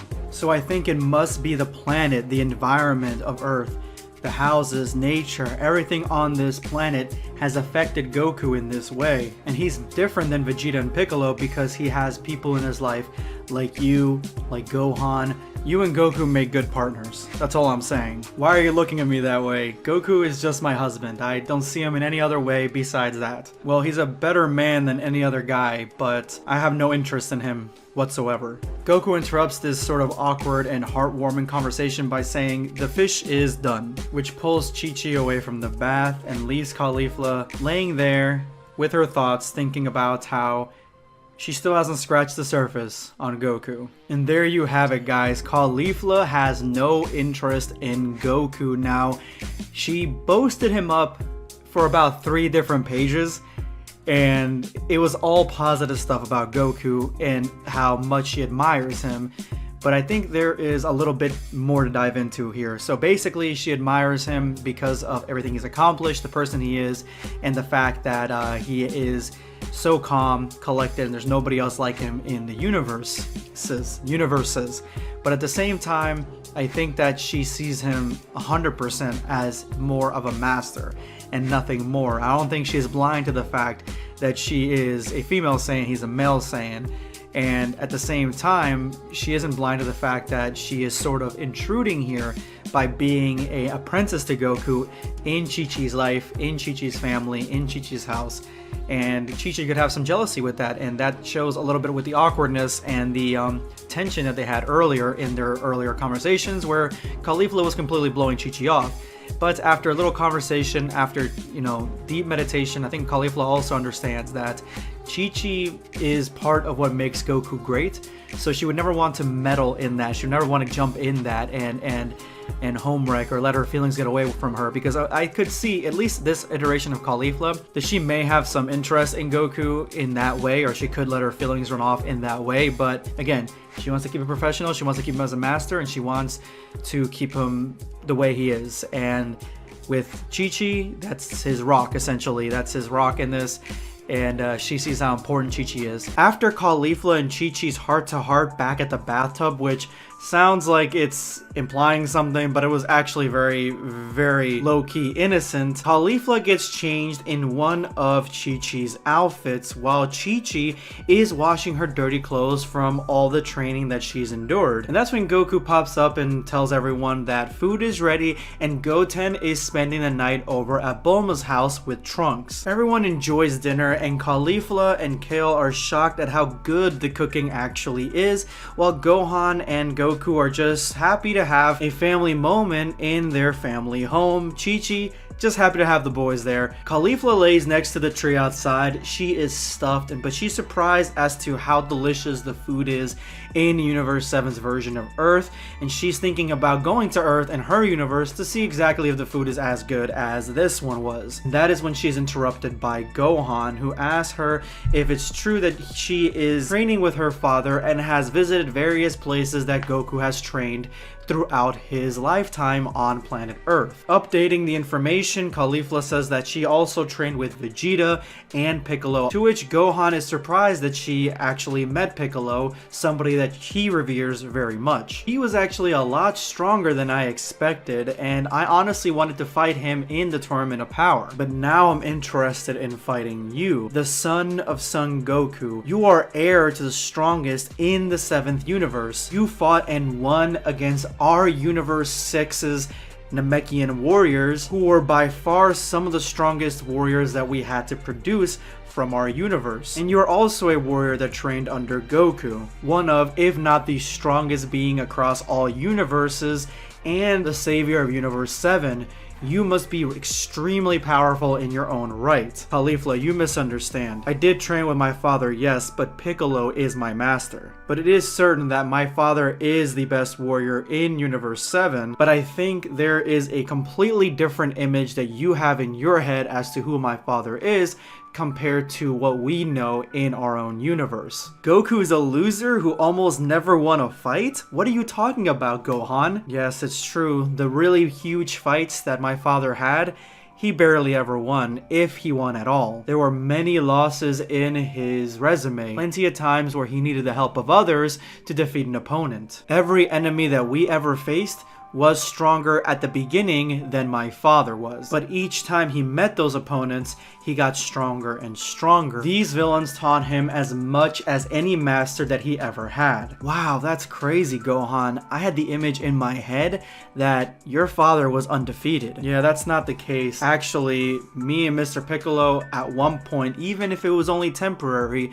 became stronger than my father. But it is true, my father's dedication to martial arts and training, he always came out on top in the end. Once my father became as powerful as he is right now, enemies could not simply ignore him. He was the signal of justice and good to a lot of them, and that is where he got this image where he is the savior of Universe 7. My father has trained and exceeded every limit that he can possibly exceed in Universe 7, but it's not limited to that because now he needs to become stronger than Hit and Jiren in other universes. That is what makes my dad the best in this universe. Sorry if that was a little confusing, Caulifla. Caulifla does agree that it is a little bit difficult to picture everything that Gohan had just said, but despite it all, to her, Goku is the strongest, and that hasn't changed. Gohan does say if there is ever an opportunity again, like the Tournament of Power or any tournament like that, Gohan wants Caulifla to come after him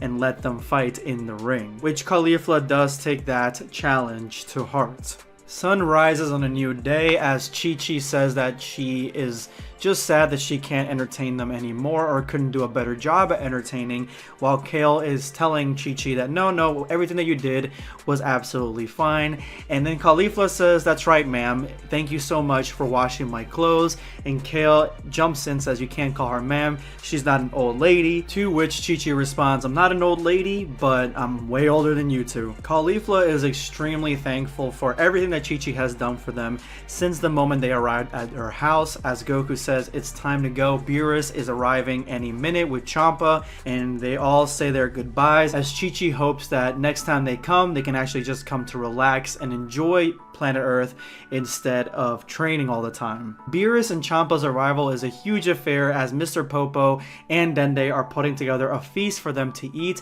and enjoy before they take the Universe 6 Saiyans back to their own world. And as they arrive, Kaba says as much, and Caulifla is a little upset, a little bit sad that she has to say goodbye to new friends that she's created throughout this entire journey. The gods of destruction arrive and they are hungry, they're ready to eat and then get the hell out of there. But before they can even take a few steps off their spaceship, Goku jumps in and begins to talk to them before anybody else can have a chance. As Goku walks back, Vegeta looks at him suspiciously and says, I can feel that you're up to something, Kakarot. What is it? And Goku says, oh, it's nothing, just a little bit of entertainment before we end up leaving and parting ways with these Saiyans. Piccolo knows what's going on because obviously he can hear everything with his ears and tells Goku to spill the beans.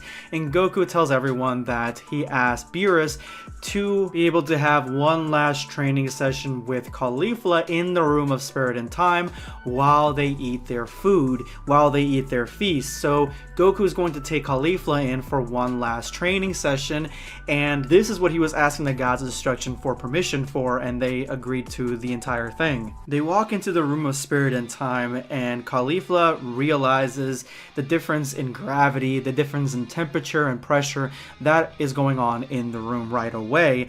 And Goku tells her that the time in this room is different than the time out there. By the time that Beerus and Champa are done eating their food, Goku estimates that they are going to have 1 week left in the Room of Spirit and Time, all dedicated to training. Caulifla is astonished that something like this actually exists, and then sees and remarks all the advantages of training and strength and ability that the Universe 7 Saiyans have, or the Universe 7 beings have over Universe 6, is because they have a lot better training facilities and they actually focus a lot more on training more than other other races and other universes.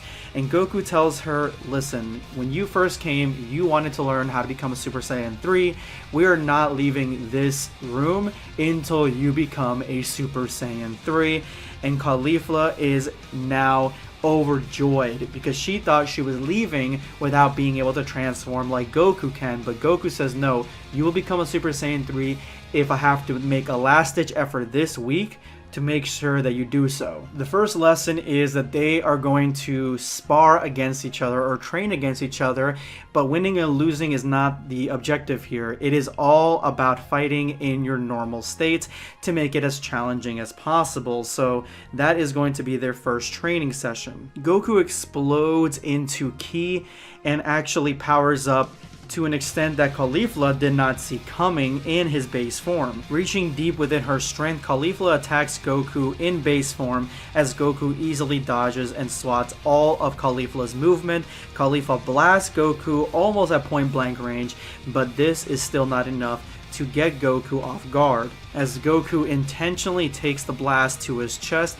to show Caulifla how much stronger his base form is to hers. Goku does one of my favorite moves from Budokai Tenkaichi 3 and actually wraps around Caulifla's punches and kicks her right in the back. It's almost like a super rush, and again, this just seems like Goku is in Kaioken, but he's training Caulifla to be in their base forms, that way Caulifla gets pushed into Super Saiyan 3. The kick was enough to push Caulifla into the ground, and Caulifla gets up asking why he turned off Kaioken. So he was in Kaioken the entire time. I'm reading this as I'm translating it, so I try to keep everything fresh and surprising for me. So I'm reading the manga at the same time you're reading the manga. Goku was just trying to test out Kaioken to see how it would affect Caulifla and how she would react to it, and she wasn't as quick or as fast as Goku anticipated for her not having any Kaioken of her own. Goku says that she needs to first learn how to handle Kaioken before he can even train her on Super Saiyan 3. He thought that maybe she was as fast as Kaioken Goku in his base form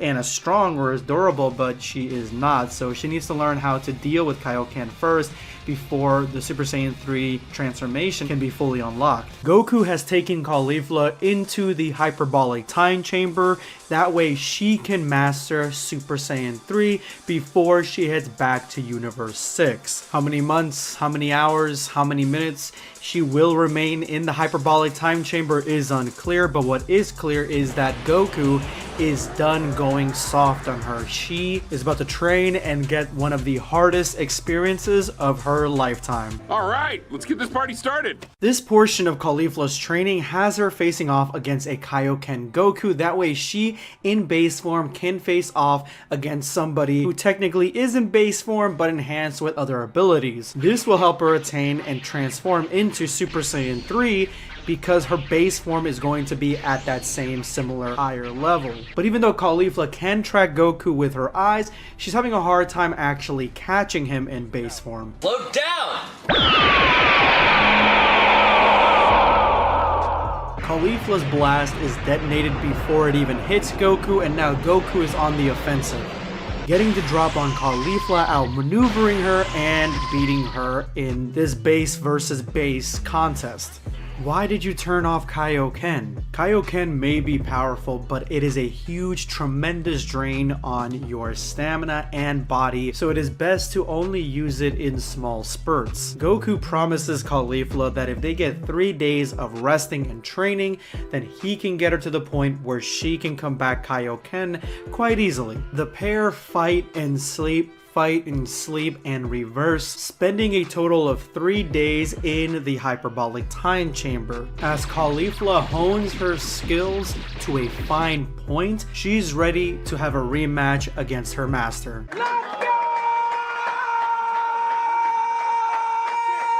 But as Caulifla challenges Goku yet again, Goku tells her that they will rest for 2 more days. As Caulifla groans and moans, why do you need 2 more days when you've had 3 days of resting and training?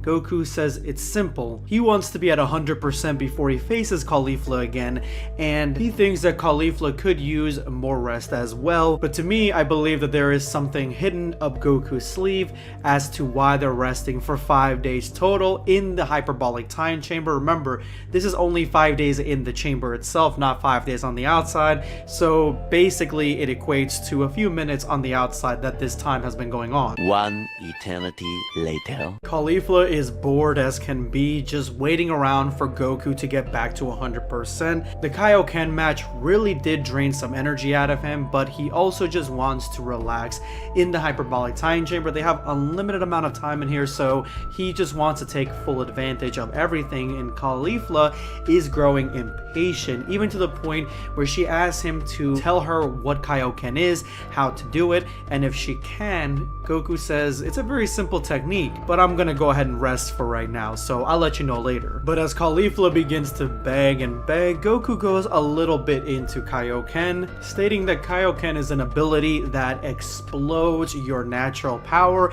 and multiplies it multiple times forward. It is a technique that Goku isn't used to using anymore because he uses Super Saiyan, but it's a technique that anyone who wants to amplify their power in base form or even use for training, it's essential for their arsenal. This catches Caulifla's attention as she asks, can this enhance your power 8 times forward? Goku reiterates that yes, 8 times is the maximum for anyone right now when they go into Kaioken, because Kaioken is such a double-edged sword. It is a technique that hurts your body and mind at the same time as granting you unlimited amazing power, leading Caulifla to basically state the obvious: what if you just use it on Super Saiyan? Wouldn't you get a higher yield, and wouldn't your base strength be more stable because you are in a stronger form? Since Super Saiyan has a greater yield of power, there is a multiplier greater yield of stress equal to that power on your body, meaning that in Super Saiyan your body wears down twice if not 3 times as fast while being used as Kaioken, which makes sense seeing as how Super Saiyan is already a multiplier. Your body can only handle so much, and we saw what Goku went through in the Universe 6 tournament, which is something that Caulifla touches on because she says, wasn't it used in Super Saiyan Blue though? That is the difference. Blue is far more controllable than Super Saiyan transformations, so if you do get into Super Saiyan Blue and use Kaioken, you can use it for far longer and get a greater yield from it, but you would have to be not only going into Super Saiyan Blue, but also know that at some point your body will eventually break down anyway, and far more drastically than it would have in your base form, which is exactly what happened with Goku in the Universe 6 tournament. Caulifla changes the subject and asks Goku if he can explain all the various defeats that he's had throughout the years, because that's what Gohan said when they had their conversation at Chi-Chi's house, that Goku has had far more defeats than he has wins, which is something that surprised Caulifla, seeing as how she thought Goku was the strongest in this universe. This catches Goku by surprise, like, oh, this is what you and Gohan were talking about? Goku sets the record straight and for the next few days explains to Caulifla all about how he has had wins, how he has losses, and his adventures through Universe 7 and the various fights that he's had, clearing the table once and for all. Before the fight even starts, Goku tells Caulifla that he will not be using Super Saiyan God or Super Saiyan Blue because it would be unfair for her. She can't sense God Ki at all, but he will be using Super Saiyan 2, and if she can defeat his Super Saiyan 2 in this matchup, then he will transform into Super Saiyan 3 and face her off with that instead. Caulifla agrees that this is a long shot for her to even get past the Super Saiyan transformation that Goku holds, but she has been training for such a long time on Universe 7, faced off against so many different opponents, that she is ready to take this challenge head on and face her final obstacle. Okay, Gohan, I was gonna save this for Cell, but I'm gonna need you to let go and... Got it, leaving. Gohan? Where'd you go, Han?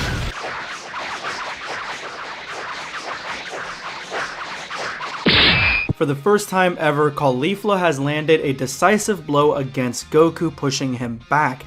She finally realizes that her body has gotten used to the time chamber for being there for 3 days and can now move much easily, and her training is paying off. She is catching up to her sensei. Caulifla finally figures out the truth as to why Goku delayed their match for up to 5 days. You deliberately kept us here in the time chamber, no fighting, no sparring, just training and resting so my body could get used to the environment and elevate itself and become stronger, Goku. Yes, and you're still growing, you're still ascending. Caulifla has finally dodged one of Goku's blows, and with her own unique acrobatic fighting style, ends up striking Goku dead in the face with her leg, pushing him back, and Goku now realizes that Caulifla is an actual match for him in this time chamber. I'm constantly developing, constantly getting stronger, and constantly pursuing my goals to defeat you. Goku, it is clear to me now that I am surpassing and exceeding your expectations. Well then, I guess it's time to take it up a notch. Goku takes it up a notch and charges Caulifla with everything Super Saiyan 2 Goku has to offer, driving her and pushing her back until he finally can effectively break her guard. You've certainly gotten stronger and more powerful faster than I previously expected, but I am still expecting far more from you. Is this the limit to your current power? There is no limit, Caulifla cuts Goku off. When I'm fighting with you, my heart, my soul, I can't help but every time I feel it, the power, it comes from the bottom of my heart, the very core of my being. There is no limit. Goku, when my rise reaches its ultimate conclusion, when my spirit exceeds its limits, I will ultimately surpass you. Another clash and Goku's perceptions are confirmed. Caulifla is gaining strength beyond strength during their fight, similar to how Goku breaks his limit throughout every confrontation. She is his opposite in the other universe. But he concludes that stamina will be her breaking point, unexpectedly pulling back from her to Caulifla's confusion, directing several projectiles toward Caulifla's way. But as you can see here, Caulifla's unique and ballerina style of dodging and attacking is to her benefit here because none of them strike her, prompting her to say that projectiles are the coward's way of fighting. What happened? Your balls drop off?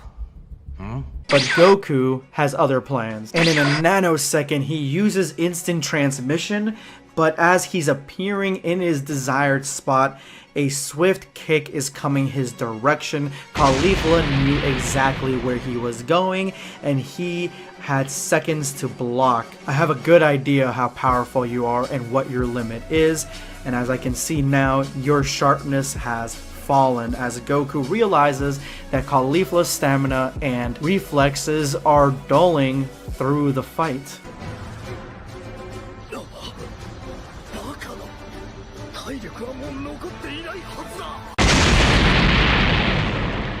It's over. The direct hit is enough to take Caulifla out of the fight.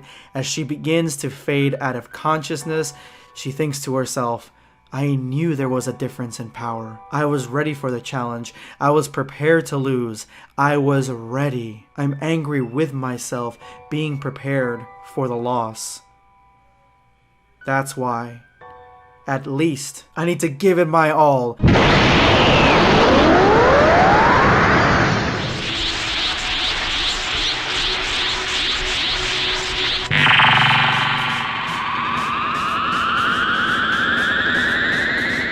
Caulifla lunges towards Goku in a split second with a blast, with everything she's got, all the strength she can muster, heading straight for his face, and Goku is now finally pushed into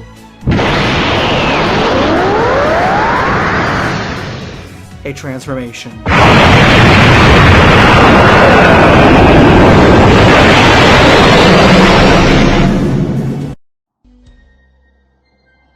I was doing my best, and I still couldn't reach it. In the 7th universe, I've lost everything. That was a good blow. You can now use Super Saiyan 3. You've won. Caulifla. You can now become stronger and stronger, reach limits beyond Super Saiyan 3. Your body is ready. Let's fight with all our might again someday. Caulifla's training with Goku is finally over as they both ascend out of the hyperbolic time chamber. One thing is certain, Caulifla did push Goku to go into Super Saiyan 3, but now I wonder, can Caulifla herself go into Super Saiyan 3, seeing as how there has been an undisclosed amount of time they've both been together in the time chamber. Vegeta warns Kaba of other Dragon Ball fan mangas where they will go to Universe 6, so do not neglect your training or it will end like this. Piccolo is very much interested in meeting the rest of the Namekian people from Universe 6 and says as much, wanting to meet them whenever Universe 7 decides to take a field trip over there. Alright Caulifla, make sure you continue to train and never give up. What are you talking about? Next time I see you, I'll be surpassing Super Saiyan 3. Giving us some insight into what Caulifla's power is right now.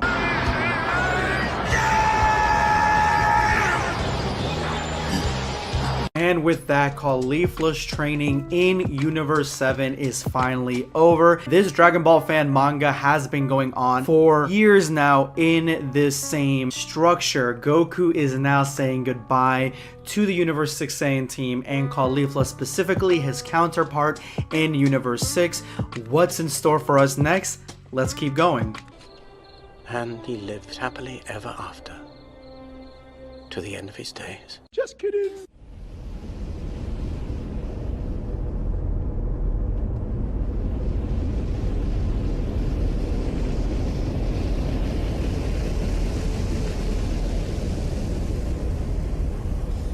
So Caulifla, what gives? Wouldn't it be easier for Vados to teleport us there instead of flying? It would have been easier, but I need to talk to you guys about something. Something I don't want Vados to hear. I'm going to travel in space for a bit, so I need your ship. What, my ship? Well, what I meant to say is I want you to come with me. You can take time off from the Sadala Defense Force. What do you think, Kale? Of course I'm gonna go. So what's the purpose of this trip? Asked Kaba. Kaba wants to know what exactly Caulifla has up her sleeve before he decides to go on this runaway mission throughout space. I didn't take the elite planet Sadala Defense Force to be so cautious, so scared. But if you want to know, there are three main purposes for me to travel through space. The first reason for me to go on this journey, I'm going to fight every being throughout our galaxy, every powerful foe, even the weak ones. I want to fight as many opponents as possible to get as strong as possible throughout all this combat. Well, that was to be expected. So what's the second reason, big sis? Purpose number 2, the Dragon Balls. I want to find all the Dragon Balls. What is a Dragon Ball? Asked Kale. Caulifla explains that she was told by Goku if you gather all 7 Dragon Balls, you can ask the dragon that comes from them a wish and he will grant it. Kale doesn't believe it. That sounds impossible, but Kaba is more curious. He remembers the Super Dragon Balls and he's asking what the difference between the Super Dragon Balls and regular Dragon Balls are. Because last time he checked, they were as big as stars. How are you supposed to collect objects that are so gigantic? Caulifla explains what she found out in Universe 7. The Dragon Balls are the size of the palm of your hand. They're something that can easily be collected. There are 11 to 7 stars in a transparent orange or gold orb. So what you're saying is that on planet Earth there are Dragon Balls that are not as big as stars. That's what you're saying? Yes, that's exactly right. And Goku told me that there are Dragon Balls on planet Namek, although these are quite larger. You have to have both hands to hold them, but you can still carry them around rather easily. That's great, big sis. So you're saying that Sanel and Purina, the Namekians that we fought with in the Universe 6 team, may know something about these Dragon Balls? Yes, that's exactly right, Kale. We will meet with them, we will talk to them, and get all the information that we need. And then we fight them. We fight both of them in our training. With a little bit more of a positive attitude, Kaba asks Caulifla what her wish is. You want to be the strongest in the universe or something? What? Who would wish for such a boring thing?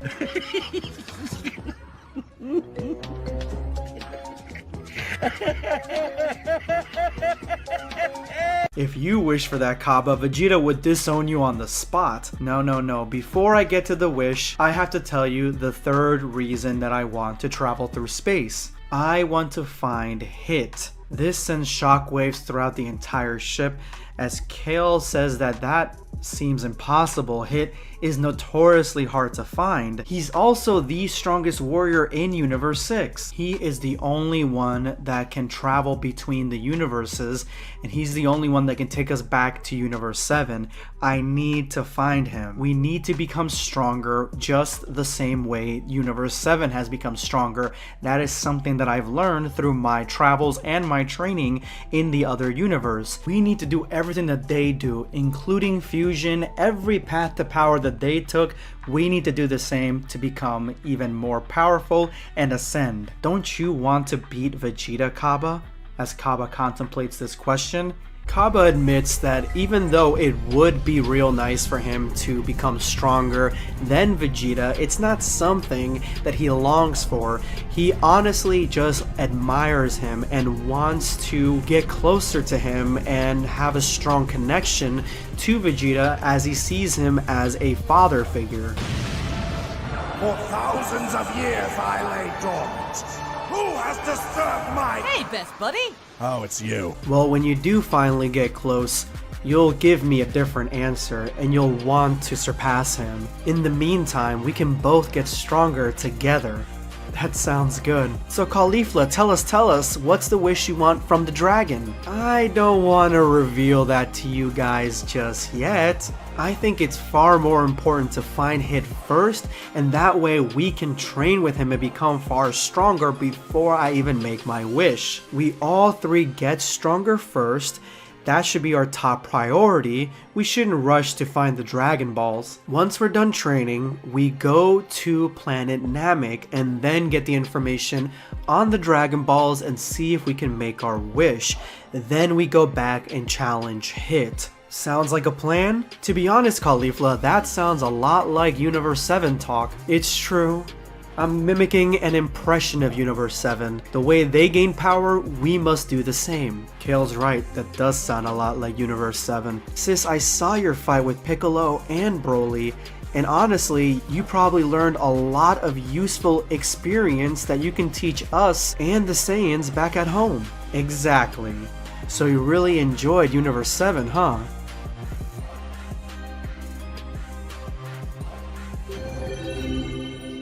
In that moment, Caulifla thinks back to the last conversation she had with Goku in Universe 7's hyperbolic time chamber right before they left. The last form that you used, that was Super Saiyan 3, right? I knew you were hurt, but you didn't notice the energy? I really can't remember much. Once I gave you my full power, I blacked out. Well, that's why the game is yours. You won. What? I'm not going to claim victory over a fight that I don't remember.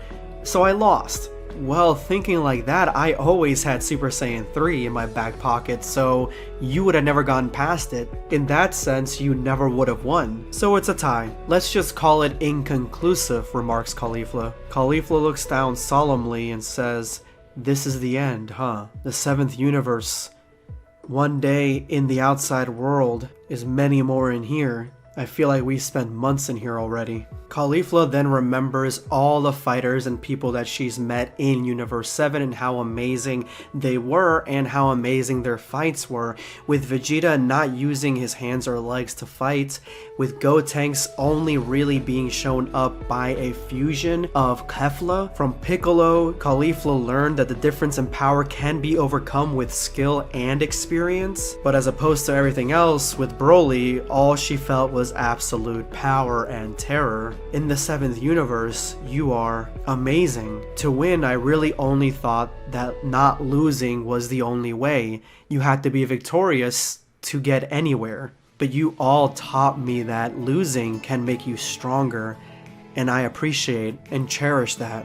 Thank you. What I really want from you, Caulifla, is to become stronger, and it is for a selfish reason, and that is so we can meet again and fight with everything we got. But one piece of advice that I have is to not do what you're told. You got that? And Caulifla, did you at least have a good time? It was phenomenal. Guys, we're gonna get so much stronger, I can sense it. Yes, sis! Agreed. Let's do it together. And that is the end of Goku Trains Caulifla. This is the final message from the author. You can find their links in the description below. Thank you for reading to the end. I'm sure there are people who like the Caulifla I draw and people who don't like it. I would like to take more time to draw a process of getting to know Goku and the others, and I wanted to go to the current sense of distance. But because of the position of the main characters, I made it a position where anyone can talk to anyone from the beginning. Initially, I was planning to finish it in about 10 episodes, but suddenly the face of Caulifla who said, "It was fun," came to my mind, and I was able to land on 66 episodes this time, aiming for that. I received a lot of happy comments, but it's just a derivative work. A fake story, but it was just one day's story. I don't really have any plans to draw the next one. I'm so attached to it that I'd like to say Caulifla will return. Thank you for your relationship for about 2 years. DBZ out. Subscribe for more content.